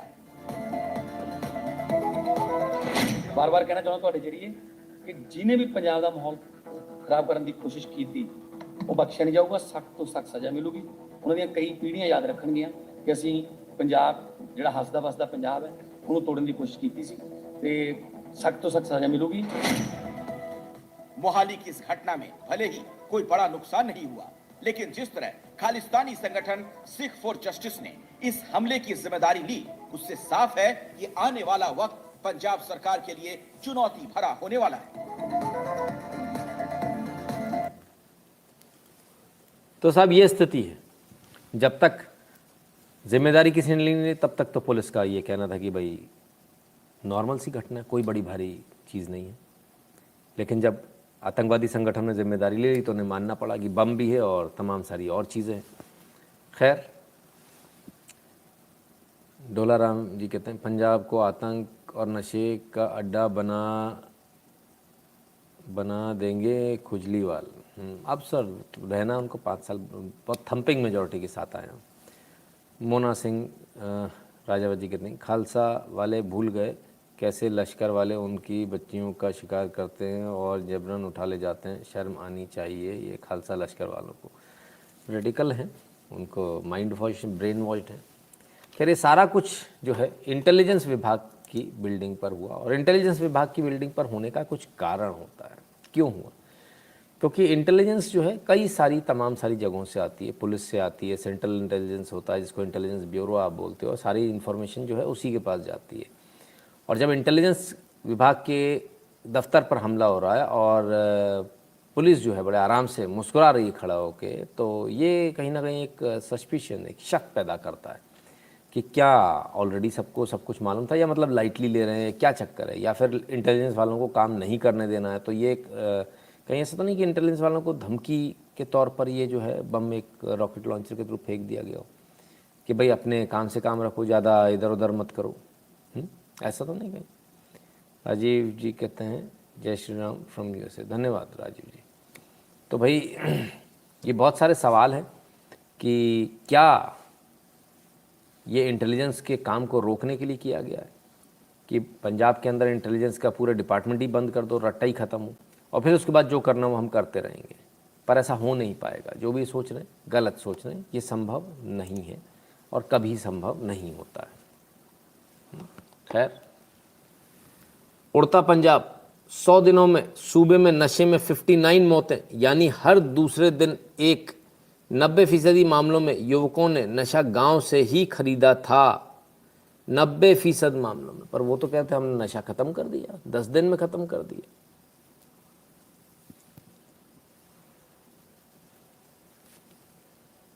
फिर कैसे हो गया? कभी 10 दिन बोल रहे थे, कभी 15 दिन बोल रहे थे, कभी 20 दिन बोल रहे थे। तो ये कैसे हो गया भाई? नशा तो खत्म हो रहा था, आ कैसे गया? भगवंत मान जी का एक कोई पुराना इंटरव्यू पल्ले पड़ा, जरा देखिए। एक जंगल ਦੇ ਵਿੱਚ ਸਾਰੇ ਜਾਨਵਰਾਂ ਦਾ ਇਕੱਠ ਕਰ ਲਿਆ। बता रहे, सुनिएगा ध्यान से। ਜਾਨਵਰ ਇਕੱਠੇ ਕਰਕੇ ਬਾਂਦਰ ਨੇ ਝੂਠ ਬੋਲਦਾ, ਕਹਿੰਦਾ ਵੀ ਕੱਲ ਮੇਰੀ ਸ਼ੇਰ ਨਾਲ ਗੱਲ ਹੋਈ ਸੀ ਵੀ ਸ਼ੇਰ ਦੀ ਸਿਹਤ ਠੀਕ ਨਹੀਂ ਰਹਿੰਦੀ। ਉਹ ਕਹਿੰਦਾ ਯਾਰ ਮੈਥੋਂ ਨਹੀਂ ਹੁਣ ਜੰਗਲ ਦਾ ਰਾਜ ਚੱਲਣਾ, ਤੂੰ ਜੰਗਲ ਦਾ ਰਾਜਾ ਬਣ। ਬਾਂਦਰ ਕਹਿੰਦਾ ਮੈਂ ਤੁਹਾਨੂੰ ਤਾਂ ਇਕੱਠੇ ਕੀਤਾ ਸੀ ਵੀ ਤੁਹਾਨੂੰ ਕੋਈ ਇਤਰਾਜ਼ ਤਾਂ ਨਹੀਂ। ਉਹ ਜਾਨਵਰ ਕਹਿੰਦੇ ਯਾਰ ਸਾਨੂੰ ਕੀ ਇਤਰਾਜ਼ ਹੋਣਾ ਚਾਹੀਦਾ, ਤੂੰ ਉਹਦੇ ਨਾਲ ਤਾਂ ਚੰਗਾ ਹੀ ਆ, ਉਹ ਤਾਂ ਖਾ ਜਾਂਦਾ, ਤੂੰ ਖਾਂਦਾ ਤਾਂ ਨਹੀਂ, ਚੱਲ ਤੂੰ ਰਾਜਾ ਬਣ ਜਾ ਪਰ ਸਾਡੇ ਕੰਮ ਹੋ ਜਾ ਕਰਨਗੇ ਜਿਵੇਂ ਪਬਲਿਕ ਕਹਿੰਦੀ ਹੈ ਲੀਡਰ ਨੂੰ। ਤੇ ਉਦਾਂ ਹੀ ਬਾਂਦਰ ਨੇ ਕਹਿਤਾ ਕੰਮ ਹੋ ਜਾ ਕਰਨਗੇ ਜਦੋਂ ਮਰਜ਼ੀ ਆ ਜਾਓ। 5ਵੇਂ ਦਿਨ ਲੂੰਬੜੀ ਗਈ, ਉਹ ਕਹਿੰਦੀ ਬਾਂਦਰ ਜੀ ਤੁਸੀਂ ਜੰਗਲ ਦੇ ਰਾਜੇ ਹੋ, ਉਹ ਸਾਹਮਣੇ ਸ਼ੇਰ ਜਿਹੜਾ ਨਾ ਮੇਰੇ ਘੁਰਨੇ ਵੱਲ ਨੂੰ ਜਾ ਰਿਹਾ, ਉੱਥੇ ਮੇਰੇ ਬੱਚੇ ਨੇ, ਉਹਨਾਂ ਨੂੰ ਖਾ ਜਾਊਗਾ, ਤੁਸੀਂ ਰੋਕੋ। ਹੁਣ ਬਾਂਦਰ ਨੂੰ ਤਾਂ ਪਤਾ ਸੀ ਮੈਂ ਕਿਹੜਾ ਰਾਜਾ, ਮੈਂ ਤਾਂ ਝੂਠ ਬੋਲਿਆ। ਬਾਂਦਰ ਸਿੱਧਾ ਕਿੱਕਰ ਤੇ ਕਿੱਕਰ ਤੋਂ ਪਿੱਪਲ ਤੇ, ਪਿੱਪਲ ਤੋਂ ਸਫੈਦੇ ਤੇ, ਸਫੈਦੇ ਤੋਂ ਫਿਰ ਥੱਲੇ, ਫਿਰ ਸਫੈਦੇ ਤੇ, ਫਿਰ ਪਿੱਪਲ ਤੇ, ਫਿਰ ਕਿੱਕਰ ਤੇ, ਫਿਰ ਥੱਲੇ। ਉਹ ਲੂੰਬੜੀ ਕਹਿੰਦੀ ਜੀ ਕੀ ਕਰ ਰਹੇ ਹੋ? ਉਹ ਮੇਰੇ ਘੁਰਨੇ ਦੇ ਬਿਲਕੁਲ ਮੂੰਹ ਤੇ ਪਹੁੰਚ ਗਿਆ, ਅੰਦਰ ਜਾਊਗਾ ਮੇਰੇ ਬੱਚਿਆਂ ਨੂੰ ਖਾ ਜਾਊਗਾ, ਰੋਕੋ ਉਹਨੂੰ। ਬਾਂਦਰ ਨੇ ਫਿਰ ਪੁੱਠੀ ਛਾਲ ਮਾਰੀ, ਪਿੱਪਲ ਤੇ, ਫਿਰ ਕਿੱਕਰ ਤੇ, ਫਿਰ ਬੇਰੀ ਦੀ ਨਿੰਮ ਤੇ, ਫਿਰ ਥੱਲੇ, ਫਿਰ ਉੱਪਰ। ਉਹ ਕਹਿੰਦੀ ਜੀ ਕੀ ਕਰ ਰਹੇ ਹੋ? ਮੇਰੇ ਬੱਚਿਆਂ ਦੀ ਗਰਦਨ ਤੇ ਪੰਜਾ ਰੱਖਣ ਲੱਗਿਆ ਸ਼ੇਰ, ਖਾ ਜਾਊਗਾ, ਰੋਕੋ ਉਹਨੂੰ। ਬਾਂਦਰ ਕਹਿੰਦਾ ਦੇਖੋ ਜੀ ਜਦੋਂ ਦੀ ਤੈਂ ਬੀਬੀ ਮੈਨੂੰ ਇਹ ਗੱਲ ਦੱਸੀ ਹੈ ਨਾ ਕਿ ਇਦਾਂ ਹੋਣ ਲੱਗਿਆ, ਉਦੋਂ ਦੀ ਮੈਂ ਤੇਰੀਆਂ ਅੱਖਾਂ ਸਾਹਮਣੇ ਆਪਣੇ ਵੱਲੋਂ ਭੱਜ ਦੌੜ 'ਚ ਕੋਈ ਕਸਰ ਨਹੀਂ ਛੱਡੀ। ਅੱਗੇ ਤੇਰੀ ਕਿਸਮਤ ਹੈ, ਬੈਠਾ ਹੋਇਆ ਅੱਗੇ ਤੇਰੀ ਕਿਸਮਤ ਹੈ ਹੁਣ। ਸੋ ਇਸੇ ਤਰ੍ਹਾਂ ਆ ਸਾਡੇ ਸੱਤਾਧਾਰੀ ਲੋਕ ਨੇ, ਇਹਨਾਂ ਕੋਲੇ ਲੋਕ ਜਾਂਦੇ ਨੇ, ਸਾਡੇ ਮੁੰਡੇ ਨੂੰ ਨੌਕਰੀ ਨਹੀਂ ਮਿਲਦੀ, ਉਹ ਕਹਿੰਦੇ ਸਾਡੇ ਵੱਲੋਂ ਭੱਜ ਦੌੜ 'ਚ ਕੋਈ ਕਸਰ ਨਹੀਂ, ਅੱਗੇ ਤੁਹਾਡੀ ਕਿਸਮਤ ਹੈ। ਉਹ ਜਾਂਦੇ ਨੇ, ਸਾਡੇ ਬਿਜਲੀ ਨਹੀਂ ਆਉਂਦੀ, ਭਾਈ ਸਾਡੇ ਵੱਲੋਂ ਭੱਜ ਦੌੜ 'ਚ ਕੋਈ ਕਸਰ ਨਹੀਂ, ਅੱਗੇ ਤੁਹਾਡੀ ਕਿਸਮਤ ਹੈ। ਸਾਡੇ ਸਰਕਾਰੀ ਸਕੂਲ 'ਚ ਮਾਸਟਰ ਹੈ ਨਹੀਂ, ਸਾਡੇ ਵੱਲੋਂ ਭੱਜ ਦੌੜ 'ਚ ਕੋਈ किस्मत नहीं है, कोई कसर नहीं, आगे थोड़ी किस्मत है। लोग किस्मत पे छड़े हुए। कमाल हो गया साहब, केजरीवाल जी को एक्सपोज कर दिया ना तो बहुत बुरी तरह से। कमाल। खैर कमोवेश यही होता है, गलत लोगों को चुन लेते हैं। तो कहते हमने जो है नशा ख़त्म कर देना, हमने नशा ख़त्म कर दिया। आप sarpanch husband held with 40 gram heroin, लो भैया। आम आदमी पार्टी के सरपंच के पतिदेव 40 ग्राम हेरोइन के साथ पकड़े गए। ख़त्म कर रहे हैं साहब, गजब ये ख़त्म करने का स्टाइल। हमने नशा बंद कर दिया।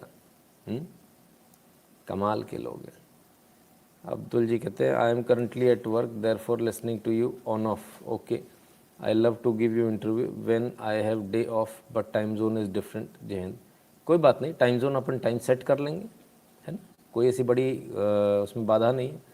और जब भी संडे को अगर आपका ऑफ रहता तो संडे को कर लेंगे, उसमें क्या दिक्कत है। एनी टाइम आप एक कॉल कर लीजिएगा और इसके बाद इसको अपन लाइन अप कर लेते हैं, है ना, that will be really good. आप सबको ड्रग्स दिलवा कर ख़त्म कर दिया, हाँ 15 दिन, बिल्कुल एग्जैक्टली। तो पुलिस को ये पता नहीं है आतंकवादी हमला है या नॉर्मल हमला है, बम से हुआ, किससे हुआ, मतलब क्लूलेस है पुलिस। पुलिस काम क्या कर रही है देखें जरा, अमन चोपड़ा को पकड़ने का ये काम है इनका। खैर कोई अमन चोपड़ा को पकड़ रहा है, कोई जो है उनको पकड़ रहा है, क्या नाम है, तेजेंद्र बग्गा को, कोई किसी को, सब अपनी अपनी जगह। न्यूज़ 18 के पत्रकार अमन चोपड़ा की गिरफ्तारी पर जोधपुर हाईकोर्ट ने लगाई रोक। पढ़ें ताज़ा अपडेट। तो जोधपुर हाईकोर्ट ने आखिरकार रोक लगा दी, तो कुछ नहीं कर पाई राजस्थान पुलिस, बैठी रह गई भाई। टीवी एंकर अमन चोपड़ा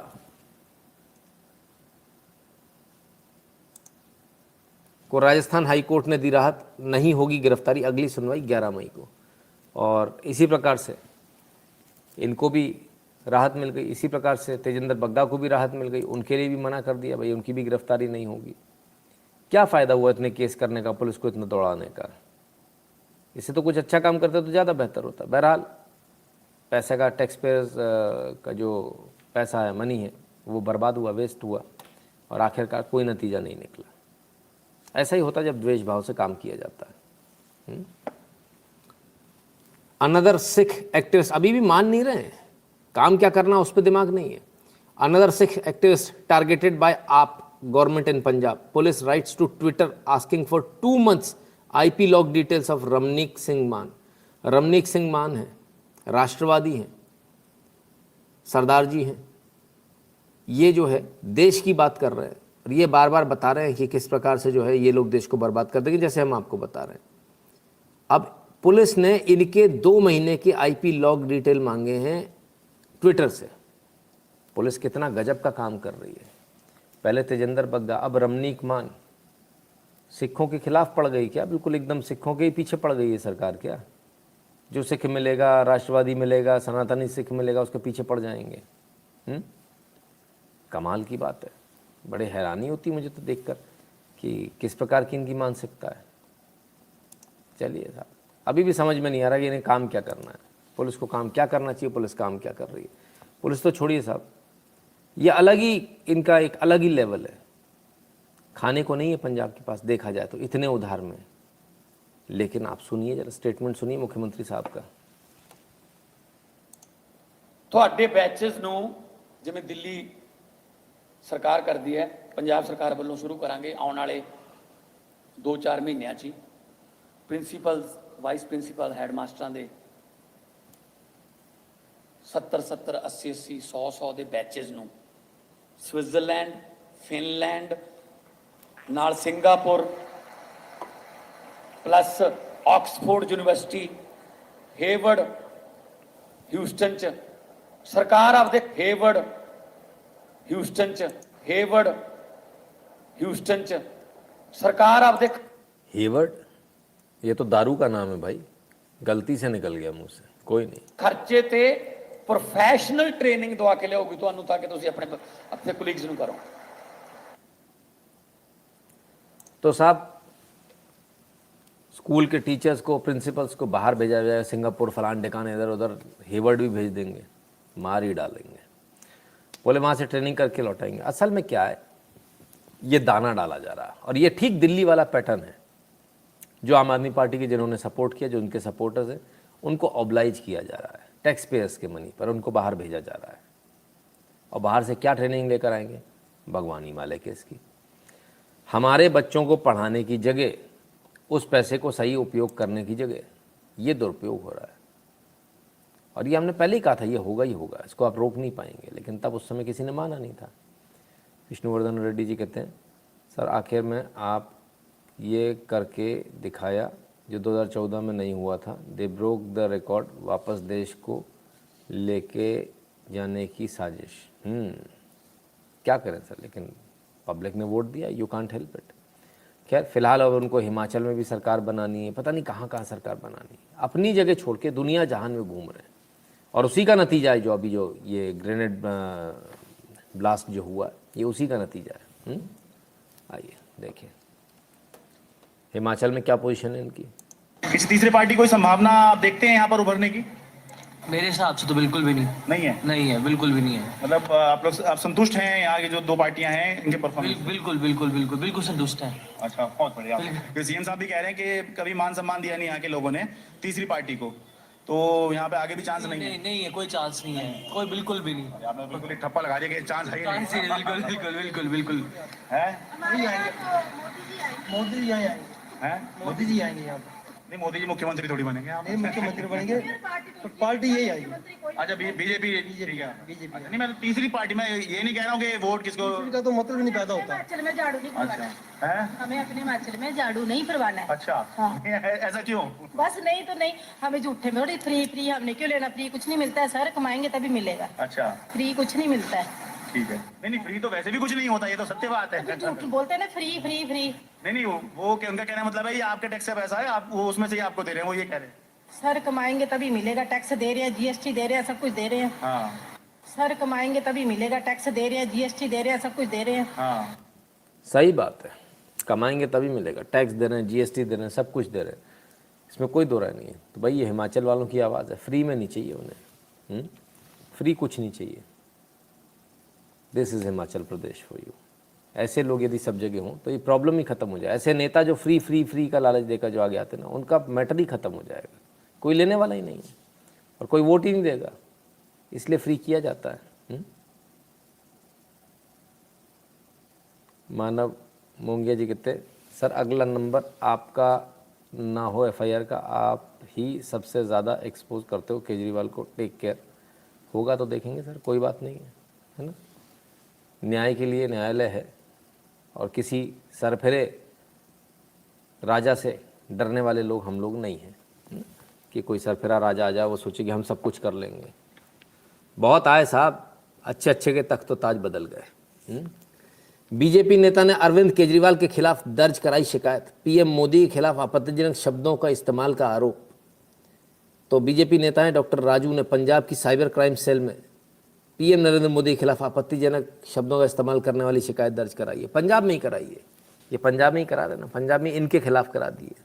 अब मज़ेदार होगा देखना कि पुलिस क्या करती है। पुलिस डेफिनेटली एक्शन तो लेगी नहीं, जब नहीं लेगी तो ये चीज़ भी कोर्ट में जाएगी कि साहब ऐसी जब एफआईआर के लिए एप्लीकेशन आई थी तब इन्होंने कार्रवाई नहीं करी। तो सिर्फ पंजाब हाथ से निकल रहा है ऐसा है क्या? नहीं, महाराष्ट्र और मुंबई का भी कमोवेश यही हाल है। डी कंपनी की इन मुंबई 20 साल बाद फिर से मुंबई में सक्रिय हो गया दाऊद गिरोह। तो साहब दाऊद गिरोह फिर से जो है मुंबई में सक्रिय होने की कोशिश कर रहा है। तो ये बड़ी चिंताजनक खबर है, सब तरफ से खबरें आ रही है। आप देखिए बड़ी कमाल की बात है कि हरियाणा में लोग पकड़े जाते हैं, आतंकवादी नागपुर में शायद लाइव बम पकड़ा गया था, यहाँ पर ये पंजाब में घटना हो जाती है। सब कुछ एकदम से शुरू हो गया है ना, कमाल है।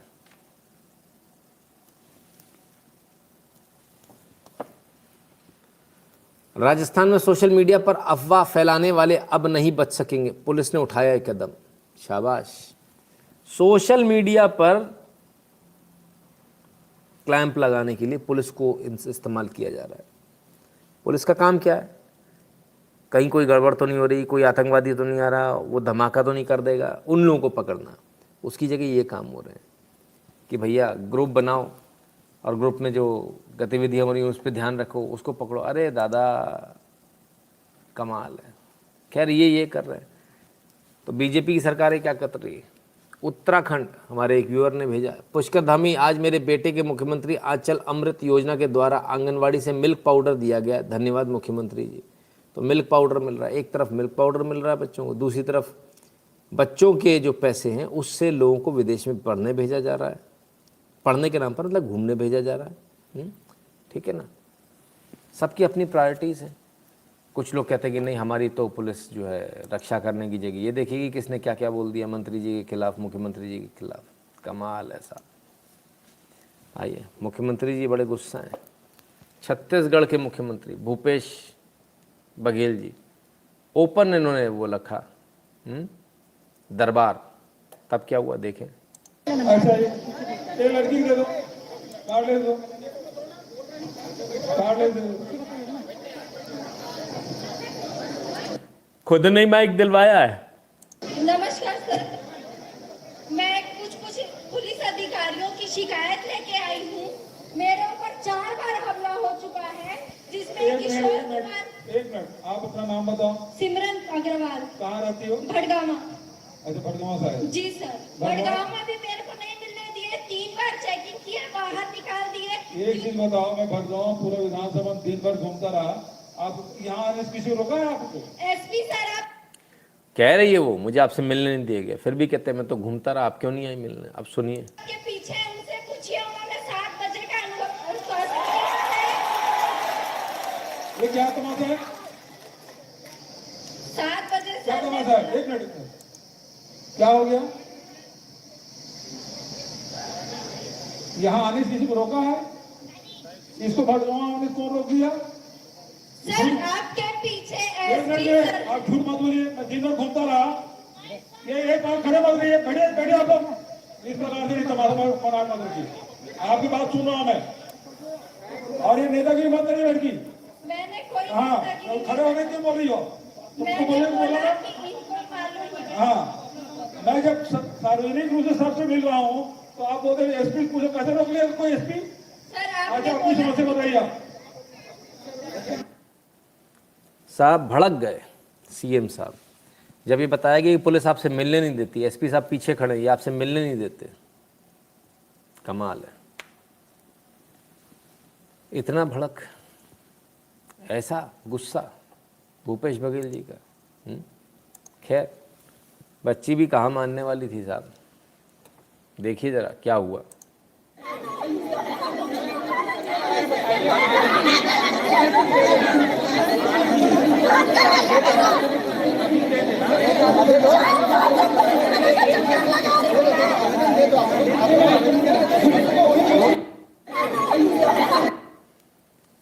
तो साहब पुलिस किस प्रकार से रोकती है, कैसे जनता परेशान हो रही है।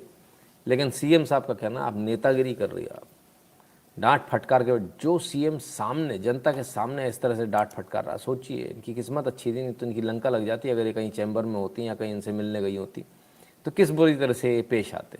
ये बता रहा है इनके दिमाग में कितना गुरूर इन लोगों के अंदर भर चुका है। छत्तीसगढ़ की और खबर, हमने छत्तीसगढ़ में कहा कि किसानों का कर्जा माफ होगा और धान 2050 प्रति क्विंटल सरकार खरीदेगी। आए, हमने जो कहा था वो करके दिखाया। हम आपसे मिलकर समझना चाहते हैं कि आदिवासियों के लिए क्या करना है। दाहोद गुजरात में एक आदिवासी सम्मेलन को संबोधित करते हुए राहुल गांधी जी, कर्ज तो माफ़ हुआ नहीं छत्तीसगढ़ में। किसका कर्जा माफ़ हो गया भाई, हमको ही बताइए किसका कर्जा माफ़ हुआ। दूसरी बात, 2050 कैसे रह गई धान की कीमत? आपने तो 2680 या 2600 के आसपास कुछ रेट बोला था कि हमारी सरकार आएगी छत्तीसगढ़ में तो हम 2600 के भाव से धान खरीदेंगे, इसीलिए तो लोगों ने आपको वोट दिया था। फिर चलिए कोई बात नहीं, राहुल गांधी जी कह रहे हैं 2050। किसानों के लिए खुशखबरी, 2500 से बढ़कर 2800 रुपये प्रति क्विंटल मिलेगा धान का समर्थन मूल्य 5 नवंबर 2021। घोषणा ही घोषणा है। 2800 दे रहे हैं और 2050 लिख रहे हो, कमाल है। 2600 की जो है घोषणा करी थी। दैनिक भास्कर हिंदी, छत्तीसगढ़ सरकार ने 2500 रुपये प्रति क्विंटल धान खरीदने का वादा दोहराया 27 नवंबर। ये कौन सा था जब 2800 का भाव चल रहा था भाई? ये 5 नवंबर 2021 था। ये 27 नवंबर 2019 है। कमाल है। आइए, कांग्रेस यूपी में 2500 रुपये प्रति क्विंटल धान गेहूं खरीदेगी। भूपेश बघेल छत्तीसगढ़ में कितना देते हैं, ठीक है ना? तो छत्तीसगढ़ में कितना देते हैं वो देख लीजिए। यूपी में भी जाके बोल रहे थे। धर्मलाल कौशिक ने कहा 2800 रुपये प्रति क्विंटल धान खरीदे कांग्रेस, भाजपा सरकार बनी तो करेगी विचार। लो भैया, इन्होंने भी कह दिया 2800 खरीदो। तुमने कहा था 2800 खरीदो। भूपेश बघेल ने किसानों से किया वादा, सरकार बनी तो छत्तीसगढ़ की तरह 2500 रुपये में खरीदा जाएगा धान। Very good. यूपी में जा जाके खूब इन्होंने चिल्लाया। और असलियत क्या है? छत्तीसगढ़ सरकार इस बार भी कर्ज लेकर खरीदेगी धान। ये असलियत है, कर्जे में। और देखिए अभी असलियत इनकी।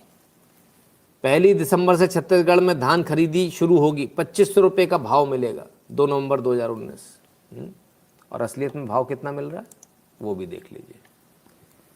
छत्तीसगढ़ सरकार का किसानों को झटका, 1835 प्रति क्विंटल की दर से खरीदेंगे धान।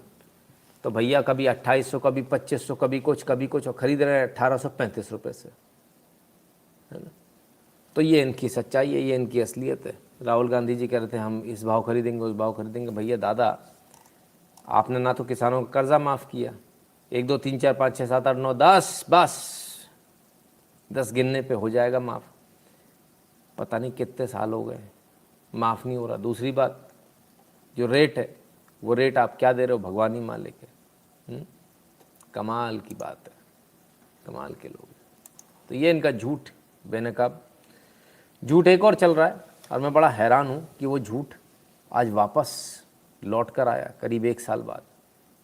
मैं हैरान हूँ देखकर इस चीज़ को कि 800 हिंदू फैमिलीज़ जो है वो पाकिस्तान चली गई क्योंकि उनको नागरिकता नहीं मिली। ये न्यूज़ जो है पिछले साल भी छपी थी और द हिंदू ने इस खबर को दोबारा छापा, इस फेक न्यूज़ को दोबारा छापा है।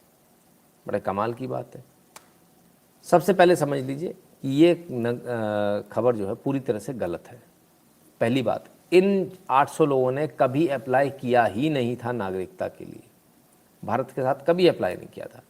अब ये भारत में क्या कर रहे थे? ये आए थे भारत में रिलीजियस वीज़ा पर, है ना, घूमने आए थे और रिलीजियस वीज़ा पर आए थे। ये हम पिछली बार भी बता चुके हैं, आपको दोबारा बता रहे हैं ताकि जिन लोगों को जो नए नए हैं ना, अभी नए वाले हिंदू हैं, उनको पता चल जाए। तो रिलीजियस वीज़ा पर आए थे, मंदिर घूमने आए थे। कोविड का कार्यकाल चल रहा था, उस समय पर जो है इनको वापस नहीं बुलाया गया, इनको आने से मना कर दिया गया। पाकिस्तान में बोला गया कि भाई आप वापस नहीं आइए, और इसलिए यहाँ पर थे। तो इनका वीज़ा एक्सपायर हो गया। तो वीज़ा एक्सपायर होने के बाद ये इलीगल इमिग्रेंट हो गए, इसलिए इनको वापस भेजना आवश्यक हो गया था, ठीक है। इस हालांकि चाहते तो रेफ्यूजी स्टेटस के लिए क्लेम कर सकते थे, लेकिन उन्होंने नहीं किया। तो सच्चाई है कि उन्होंने कभी आपसे नागरिकता मांगी ही नहीं।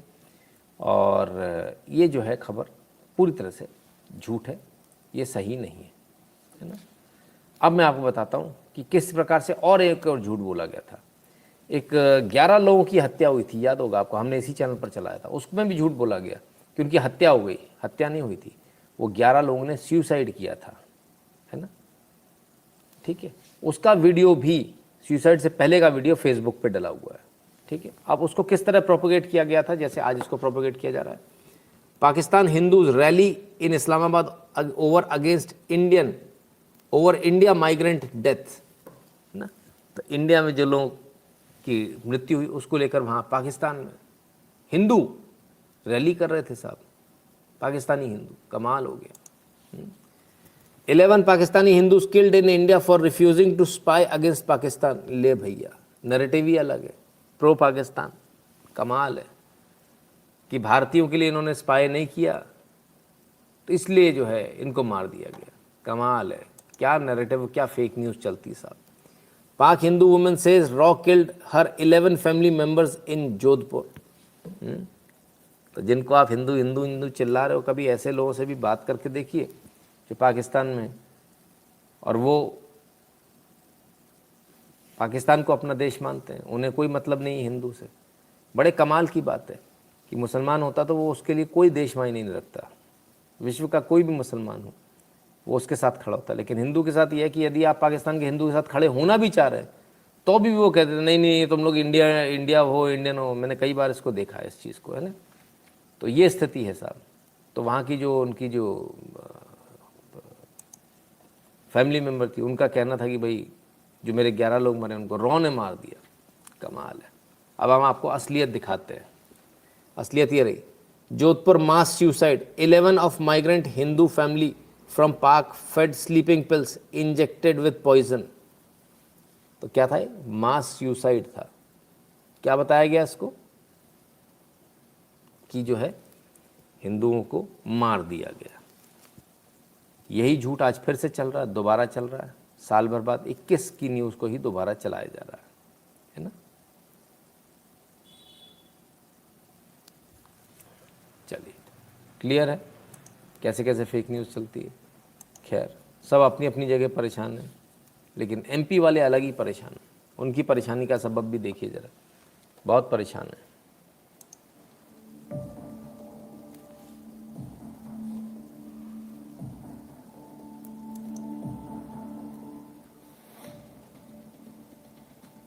A bizarre complaint of a drunkard man came into the limelight with a man from Ujjain complained about the adulteration in his alcohol. He has given an application to the Home Minister and the officers of the Excise Department that the liquor he bought was fake. He has also submitted the remaining bottles of the liquor as evidence with this complaint. वहाँ पे देसी और English एक साथ हो गई है। वहाँ से मैंने 4 क्वार्टर 7 अप्रैल को लिए थे। इसमें से 2 क्वार्टर हमने खोल के, मैंने और मेरे फ्रेंड ने लिए थे निर्मल चौरे से ड्रिंक की। थोड़ी देर बाद हमें ऐसा लगा कि दारू में कुछ असर नहीं आया, हो सकता है कि दारू में, जब मैंने सूंघ के देखा तो उसमें कोई स्मेल नहीं आ रही थी। 2 क्वार्टर मेरे पास सेफ बचे रह गए। साहब बड़ी आफत है साहब। दारू खरीदी, दारू पी, असर नहीं हुआ। तो जो लोग कहते हैं ना बेवड़ों को कुछ भी दे दो, ऐसा नहीं है यार, अकल है उसको। असर नहीं हुआ तो साहब और शिकायत करने पहुंची कि मैंने जो दारू खरीदी है बॉस ये ठीक है दारू नहीं है, मेरे पैसे वापस किए जाए, उस पर कार्रवाई की जाए। जो है इन्होंने कार्रवाई के लिए लिखा है, एप्लीकेशन दी है, देखते हैं क्या होता है। अपने आप में कमाल का अनोखा ही केस है। It is so strange that Pakistan news media is talking about Hindu minorities. किसको चूना लगा रहे, इनको भी लगता होगा क्या चूरन भेज रहे हम। डेफिनेटली सर, इसमें कोई दो राय नहीं है। अलग अलग रेट्स बोलकर गोलमोल घुमा दिया जी, बिल्कुल। तो साहब ऐसे भी लोग मौजूद हैं, मतलब ये कंप्लेंट लेके भी पहुंच गए। खैर, मध्य प्रदेश से एक और खबर आ रही है। Supreme Court tells Madhya Pradesh election panel to begin process of election over 23,000 local bodies. निकाय चुनाव होने मध्य प्रदेश में बहुत लंबे समय से टाल रखा है। कभी कोविड का बहाना, कभी कुछ कभी कुछ कभी कुछ। निकाय चुनाव होने सुप्रीम कोर्ट ने कह दिया भैया निकाय चुनाव करवाइए, नगर निगम के पार्षदों के चुनाव करवाइए। क्यों टाल रहे थे? क्योंकि इन्हें मालूम था, बीजेपी को मालूम था यदि करवाएंगे तो इसमें इनका नुकसान हो जाएगा। नुकसान क्यों हो जाएगा? क्योंकि हारने की कगार पर है कई सारी जगहों से। हारेंगे नहीं हारेंगे एक अलग बात है, लेकिन फिलहाल एक डर है। सड़कें खुदी हुई हैं, तमाम सारी चीज़ें। सोच रहे थे शायद कंप्लीट हो जाए तब कराएंगे, लेकिन बहरहाल सुप्रीम कोर्ट ने अब आदेश दे दिया कि फटाफट जल्दी से कीजिए, तो आप इनको करना पड़ेगा। ठीक है ना। चलिए, हाँ चलिए साहब, उत्तर प्रदेश आ जाइए। सेवा में प्राचार्य जी, जवाहर नवोदय विद्यालय औरैया। निवेदन है, हम लोग कक्षा 7A के छात्र हैं। हम लोगों से लड़कियां गलत शब्द कहती हैं, जैसे लल्ला, पागल, औकात में रहो, और लड़कों का नाम बिगाड़ती है। अभिनेश से डामर कहती है और अनमोल से रसगुल्ला। लल्ला की तरह रहो। लड़कियां कक्षा में शोर मचाती हैं और गाना गाती हैं और डायलॉग बाजी करती हैं। ओम फोम खर्राटे काट रही हैं। कमाल है भाई, ये कंप्लेंट भी अपने आप में अजूबी अनोखी है। बच्चों ने कंप्लेंट दी है, वायरल हो गया इनका लेटर, और सही बात है, वो एक वीडियो था ना, दिल से बुरा लगता है वाली बात है। कमाल की बात है। खैर आइए इनसे मिलवाते हैं। जावेद, इन्होंने अपनी ऑटो को ही एम्बुलेंस बना लिया था, बड़े सुर्खियों में रहे थे भोपाल के। अब क्या हुआ, भोपाल में कोरोना के दौरान ऑटो को ही एम्बुलेंस बनाकर सुर्खियों में आए जावेद पर दुष्कर्म का केस दर्ज हुआ है। पुलिस ने आरोपी को गिरफ्तार कर लिया है। लो साहब, दुष्कर्म का केस दर्ज हो गया, आ गया होगा मन, अब क्या करें। तो जो इतनी इमेज बनाई थी मीडिया ने, धप्पा से पानी में चली गई भाई। बड़ी मेहनत करी थी मीडिया ने इनके ऊपर, बड़ी मेहनत करी थी। आइए और देखें। बीना झा ने ऑटो मिस्त्री हरीश खान से किया था प्यार, बिना शादी के साथ भी रहे, अब गर्दन में कई बार चाकू घुसाए जाने से मौत। लो भैया, हो गया कल्याण। तो ऑटो मिस्त्री हरीश खान से प्यार किया भैया, साथ भी रह रही थी, लेकिन अब हो गया कल्याण। क्या बोले, कितना भी समझा लो भाई, सब समझ में कहाँ आती है। खैर चलिए, एक और शादी का जो है आया, सादिक शेख, ज़रा देखिए लिखने का, और AP बोडे, पढ़ी लिखी लड़की, सादिक शेख के चक्कर में शादी करने के लिए उन्होंने एप्लीकेशन डाली है। सादिक उस्मान शेख और आंचल राजेंद्र बोडे। आंचल राजेंद्र बोडे जो है नागपुर की रहने वाली है, और बुधवार पेट है ना, बुधवार पेट शायद उज्जवल नगर लिखा है, मनगढ़ नागपुर महाराष्ट्र। तो भाई शुभकामनाएं इनको शुभकामनाएं आप लोग भी दीजिए, सब लोग दीजिए। इनके घर तक शुभकामनाएं देने जाइए, बताइए भाई, शुभकामनाएं आप सभी को। कमाल है। चलिए, हम तो ऑल द बेस्ट कहेंगे, कमाल के लोग हैं। खैर,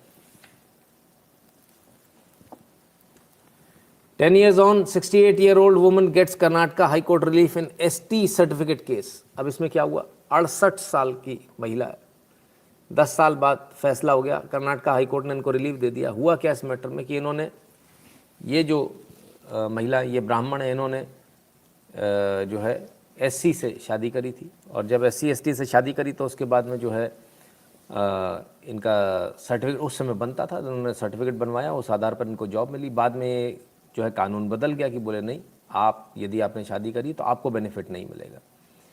तो इनको नौकरी से निकाल दिया गया, सरकारी नौकरी से, और ना सिर्फ निकाल दिया गया बल्कि इनके ऊपर मुकदमा करने की बात हो रही थी। हाई कोर्ट में जब ये मैटर गया तो हाई कोर्ट ने कहा कि जिस समय पर इन्होंने शादी करी थी उस समय पर ये कानून नहीं था, इसलिए इनको बेनिफिट मिलेगा। जिस समय पर इन्होंने नौकरी के लिए अप्लाई किया उस समय भी ये कानून नहीं था, तो इसलिए इनको वो बेनिफिट भी मिलेगा, और दोनों बेनिफिट इनको मिलेंगे। और कोर्ट ने जो है एक बेहतरीन फैसला दिया, बहुत सही फैसला कोर्ट का। बहुत सारे लोग भाषा पर लड़ते हैं। आइए, एन श्रीधरन ने कहते हैं, my AC needed service, the AC mechanic spoke good Tamil, though he is from north, I don't know Hindi, he made me comfortable with Tamil. Language is a barrier for Tamils to work beyond Tamil Nadu. But guys from north are wise to break the language barrier. Language is for living, not for politics. बिल्कुल सही बात बोली। कहते हैं कि साहब, तमिल में मेरे पास में आया एक बंदा, नॉर्थ का था, मुझे हिंदी नहीं आती, लेकिन उसने मेरे से तमिल में बात करके बड़े कंफर्टेबली मेरा काम कर दिया और बिज़नेस लेके चला गया। और नॉर्थ के लोग जो है तमिल सीख रहे, तमाम सारी लैंग्वेज सीख रहे, और वहाँ जाके बिज़नेस करते हैं और पैसे कमा लेते हैं। जबकि तमिल के जो लोग हैं वो क्योंकि बाकी भाषाएं नहीं सीखते हैं और वो सिर्फ इसमें रहते हैं कि नहीं हम दूसरी भाषा नहीं बोलेंगे, तो उनको वहाँ नुकसान हो जाता है, बाहर जाके वो काम नहीं कर पाते हैं। तो ये भाषा को लेकर जो लोग झगड़ा कर रहे थे दिनों में से, है ना, उनको ज़रा समझना चाहिए। ठीक है, चलिए थोड़ी सी मार्केट की बात कर लें।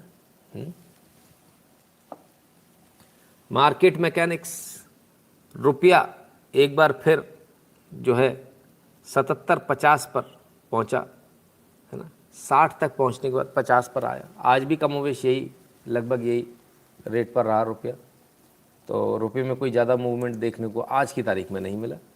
उधर पेटीएम के शेयर्स जो है धड़ाधड़ गिरते चले जा रहे हैं। पेटीएम के शेयरों में गिरावट, कंपनी ने उठाया ये कदम, तो कंपनी ने अपने जो एम्प्लॉयज़ है उनको शायद 6 रुपये में ये जो है दिया था, और बताया जाता कि वही लोग उनकी सेलिंग की वजह से ही पेटीएम के शेयर गिर रहे हैं। अब कंपनी इस पर कुछ ना कुछ जो है कार्रवाई कर सकती है। तो बड़े धड़ाधड़ गिर रहे हैं। जब कोई चीज़ ज़्यादा गिरती है तो ले नहीं चाहिए, हमेशा थोड़ी गिरती रहेगी, कहीं ना कहीं तो संभाल आएगा, उठाना आएगा। Tamil Nadu's iron ore began 4,200 years ago। Iron ore मिला है साहब, तमिलनाडु से कुछ, है ना, कुछ सामान मिला है लोहे का, 4200 साल पुराना है। Carbon dating shows Tamil used iron 4200 years ago. अब इसका यहाँ क्या मतलब है? इसका मतलब ये भाई 4200 साल पहले, है ना, तमिलनाडु में बाकायदा लोहे का सामान बनता था, लोग इस्तेमाल करते थे। तो ये जो थ्योरी थी ना, इन्वेजन वाली थ्योरी, कि इन्वेजन हुआ तब लोग नॉर्थ वाले भागकर साउथ में आए, ऐसा हुआ वैसा, ऐसा कुछ नहीं है। 4200 साल पहले भी पूरे संपन्नता के साथ लोग वहाँ रहते थे। तो हमने 4200 वाली साल बताई। 60-70 के दशक की बात भी कर लें कि अफ़गानिस्तान में लोग कैसे रहते थे। राम राम उत्तम जी, ज़रा ये अफ़गानिस्तान की तस्वीर देख लीजिए। ये अफ़गानिस्तान है आपके लिए।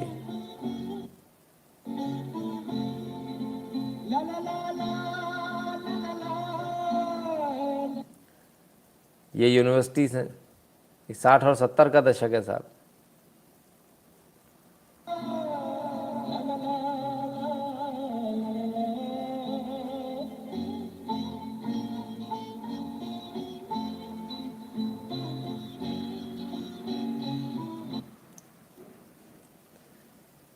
तो क्या बदलाव हो गया, कहाँ से कहाँ पहुँच गए? रेडिकलाइजेशन क्या कर देता है, ज़रा ये देखिए।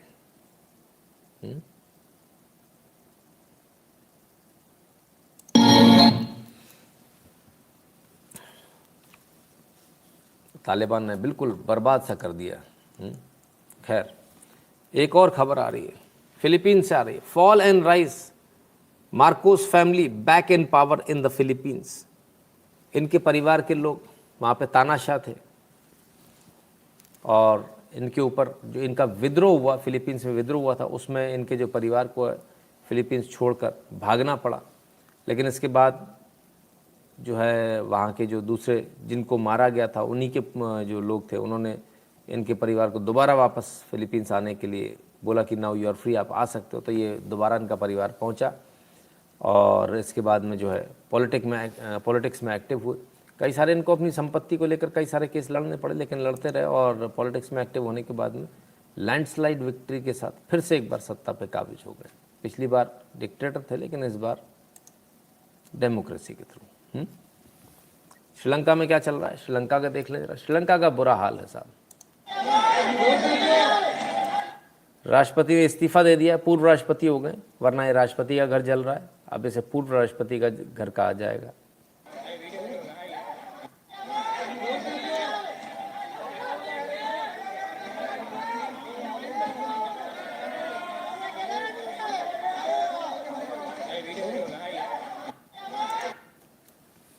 ज़बरदस्त दंगे हो रहे हैं चारों तरफ। नेवल बेस में जो है वो जाकर छुप गए। किसी ने ये हवा भी उड़ा दी थी कि भाई वो जो है भारत आ गए हैं। तो इनके घर को, इनकी जो महंगी महंगी गाड़ियाँ हैं, फरारी, बुगाटी, लंबोर्गिनी, उनको भी जनता ने घर को आग लगा दी और तमाम सारी गाड़ियाँ तोड़ दी।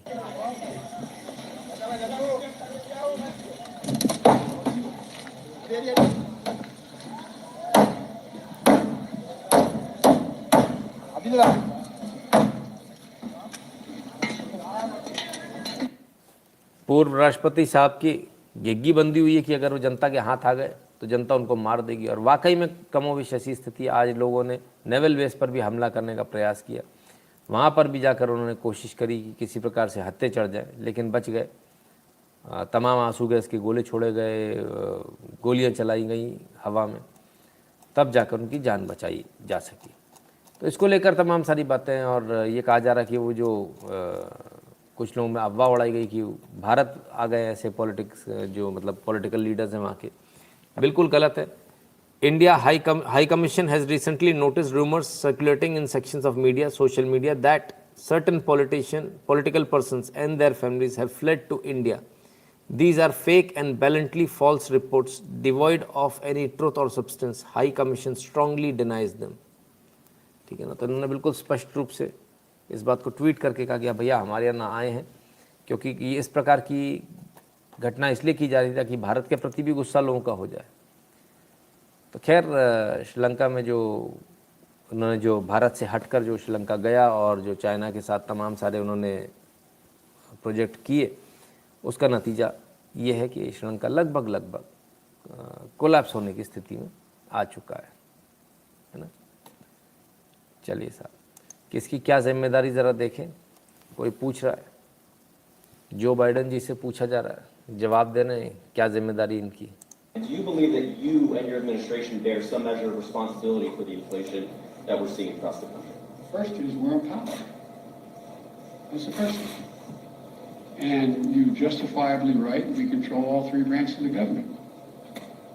Well, we don't really. And do you believe that? कहते हैं हम तीनों ब्रांचों को कंट्रोल करते हैं सरकार में, पर ऐसा नहीं है, हम नहीं करते। कमाल है साहब, सरकार में भी और इस तरह की बातें करते हैं, कमाल ही है। खैर इनके चक्कर में यूक्रेन की तो लंका लगने वाली है। Russia Ukraine war live updates, Ukraine's economy to slump 30%, European bank says 30% economy slump कर जाएगी। सोचिए 30% इकोनॉमी खत्म हो जाएगी यूक्रेन की, इतना नीचे आ जाएगा। इस युद्ध ने क्या दिया यूक्रेन को सिवाय बर्बादी के। बहुत बुरी स्थिति है। तो यूक्रेन तो बहुत लंबे नुकसान में चला गया, बहुत लंबे नुकसान में। खैर आज एक ऐसी खबर आई जिसको सुनकर शायद लेफ्टिस्ट के हार्ट अटैक आ जाएगा लेफ्टिस्ट को, और वो खबर है Elon Musk says he would allow Trump back on Twitter. क्या बोले? Morally bad decision and foolish in the extreme. कहते ट्रम्प को बैन करना मॉरली इनकरेक्ट था और सबसे इडियोटिक डिसीजन था। इन्होंने इस शब्द का इस्तेमाल किया, इडियोटिक डिसीजन था।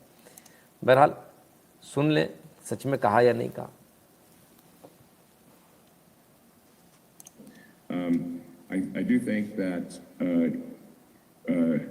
it was not correct to ban Donald Trump. I think that was a mistake because it alienated a large part of the country and did not ultimately result in Donald Trump not having a voice. He is now going to be on Truth Social, as will a large part of the sort of the right in the United States. And so I think this could end up being, frankly, worse than having a single forum where everyone can debate. I guess the answer is that I would reverse the perma ban. Obviously, I don't own Twitter yet, so this is not like a thing that will definitely happen, because what if I don't own Twitter? But my opinion, and Jack Dorsey, I want to be clear, shares this opinion, is that we should not have perma bans. Now that doesn't mean that somebody gets to say whatever they want to say. If they say something that is illegal or otherwise, just destructive to the world, then that. तो साहब कहते कि Donald Trump को हम वापस लाएंगे। There should be perhaps a timeout, a temporary suspension, or that particular tweet should be made invisible or have very limited traction.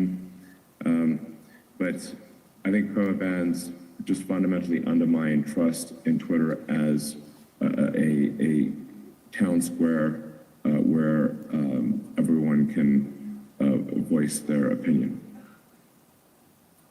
It was I think it was a morally bad decision, to be clear, and foolish in the extreme. Bad decision, foolish in the extreme, इसमें कोई दो राय नहीं। Twitter की साख वहाँ से घटी, और अमेज़ॉन वेब सर्विसेज की साख, जिस दिन उसने पार्लर को उड़ा दिया था उस दिन अमेज़ॉन वेब सर्विसेज की साख घट गई थी, है ना, बुरी तरह से घट गई थी।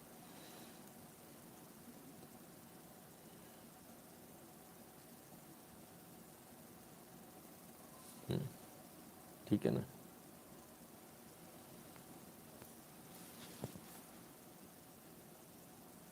कौन है यश शर्मा जी, और किस लिए इस प्रकार की आप ये घटना कर रहे हैं भाई? किस लिए इतने सारे ज़बरदस्ती के डाल दिए आपने? वेरी बैड, बहुत बहुत बुरा है। खैर, तो बात इसकी हो रही है कि आज़ादी, अभिव्यक्ति की आज़ादी, लेकिन अभिव्यक्ति की आज़ादी ट्विटर ने ये कहकर बैन किया था कि उन्होंने झूठ बोला।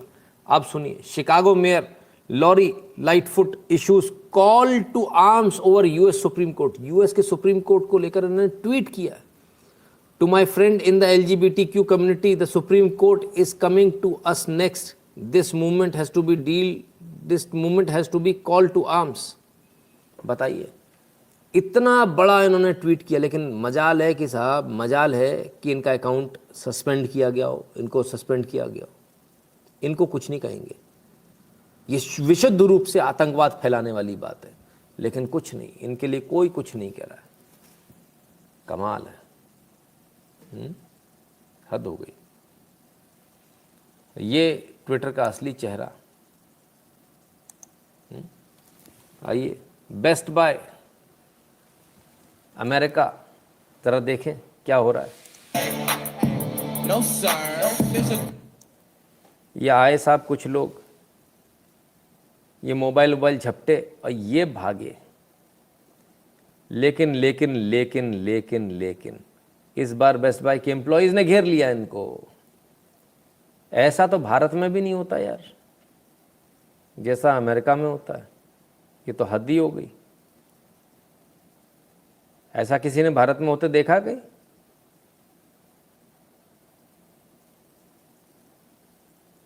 और ये रूटीन है वहाँ का, कोई बड़ी भारी बात नहीं है। तो ये स्थिति है साहब। बायस सोशल मीडिया, हाँ बिल्कुल, इसमें कोई दो राय नहीं। Social media is too biased. खैर, गर्मियाँ चल रही, गर्मियों के बाद बारिश आएगी, और ऐसे में गर्मियों में आप अक्सर देखते हैं जो जानवर होते हैं अपने बच्चों को जो है ज़मीन के अंदर रखते हैं ताकि ठंडक मिले थोड़ी, है ना। और एकदम से बारिश आ जाती तो उसमें पानी भर जाता, तो ऐसे में कई बार बहुत सारे जानवर मर जाते। तो उसका ख्याल रखिएगा। एक वीडियो हम आपको दिखा रहे हैं, देखिए।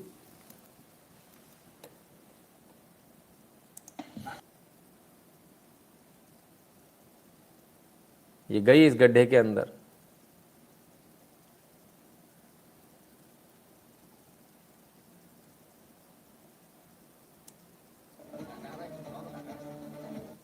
और अब ये वापस आई। ये आई, ये अपने बच्चे को निकाल कर लाई। अरे बाप रे बाप, अरे फिर गया।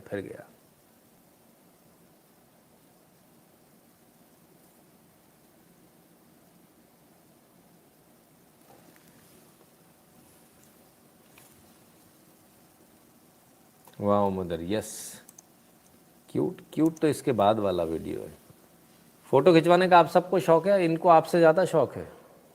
सबके सब बैठे कैमरे की तरफ मुंह बिल्कुल ऐसे करके कि हाँ कौन खींच रहा, कब खींच रहे हो, चलो भाई रेडी, खींच रहे फ़ोटो, आ जाओ। ओ हो, सब लोग साथ में आ जाओ, फैमिली फ़ोटो है। अरे गजब, इतना प्यार है फ़ोटो में तो कम से कम दिखना ही चाहिए।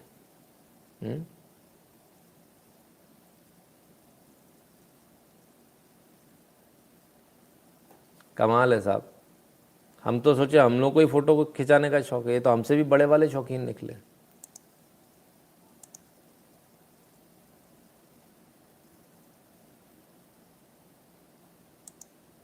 सही है, एकदम सही जा रहे हो भाई, एकदम सही।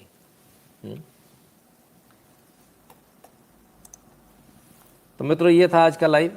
आपको आज का लाइव कैसा लगा हमें ज़रूर बताइएगा, और 8770720196 पर गूगल पे, पेटीएम, फ़ोनपे के माध्यम से सपोर्ट करना, कंट्रीब्यूट करना मत भूलिएगा। भीम यूपीआई एड्रेस है n.shukla@UPI।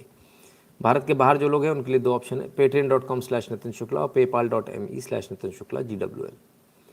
2 यूट्यूब चैनल हैं, तमाम सारी बाकी सारी जानकारियाँ आपको डिस्क्रिप्शन में मिल जाएंगी, बैंक डिटेल्स भी डिस्क्रिप्शन में मिल जाएंगे, तमाम सारी चीज़ें आपको यहाँ पर डिस्क्रिप्शन में मिल जाएंगी। परफेक्ट फैमिली पिक्चर, बिल्कुल इसमें कोई दो राय नहीं, परफेक्ट फैमिली पिक्चर थी। देवभूमि में कुछ एक्शन होना चाहिए सर। अब देखिए सर, सरकार का मैटर है, फिर भी कुछ कल चर्चा करेंगे, फिर आपको ज़रूर बताएंगे। तो मित्रों ये था आज का लाइव, कल फिर मिलेंगे। टेलीग्राम पर चल ओल्ड आयरन की खोज वाला न्यूज़पेपर का आर्टिकल डाल दीजिएगा, पूरा प्रयास करूँगा भैया डालने का, है ना। और जो अब्दुल जी थे, अगर आप अभी हैं तो तत्काल आप मेरे को व्हाट्सएप पर कॉल कर सकते हैं, है ना, इसी नंबर पर, और हम कोई ना कोई टाइम उसका डिसाइड कर सकते हैं, या फिर कभी भी जब आपका मन करे तब आप कॉल करके एक उसको अपन वो कर सकते हैं। प्रशांत शर्मा जी, बहुत बहुत धन्यवाद भैया। और लोग पता नहीं आजकल कंट्रीब्यूट क्यों नहीं कर रहे हैं, क्या चक्कर समझ में नहीं आया। बहरहाल या तो लगता न्यूज़ पसंद नहीं आ रही होगी, है ना। आज ब्लड प्रिंट चला दी 22G, अच्छा जी, अश्विनी कुमार जी कहते हैं। तो चलिए साहब, हाँ थोड़ा स्पीड में निकाल दिया जाए। तो कल मिलते हैं मित्रों, बहुत सारी न्यूज़, बहुत सारे एनालिसिस के साथ। तब तक अपना ख्याल रखिएगा, नमस्कार।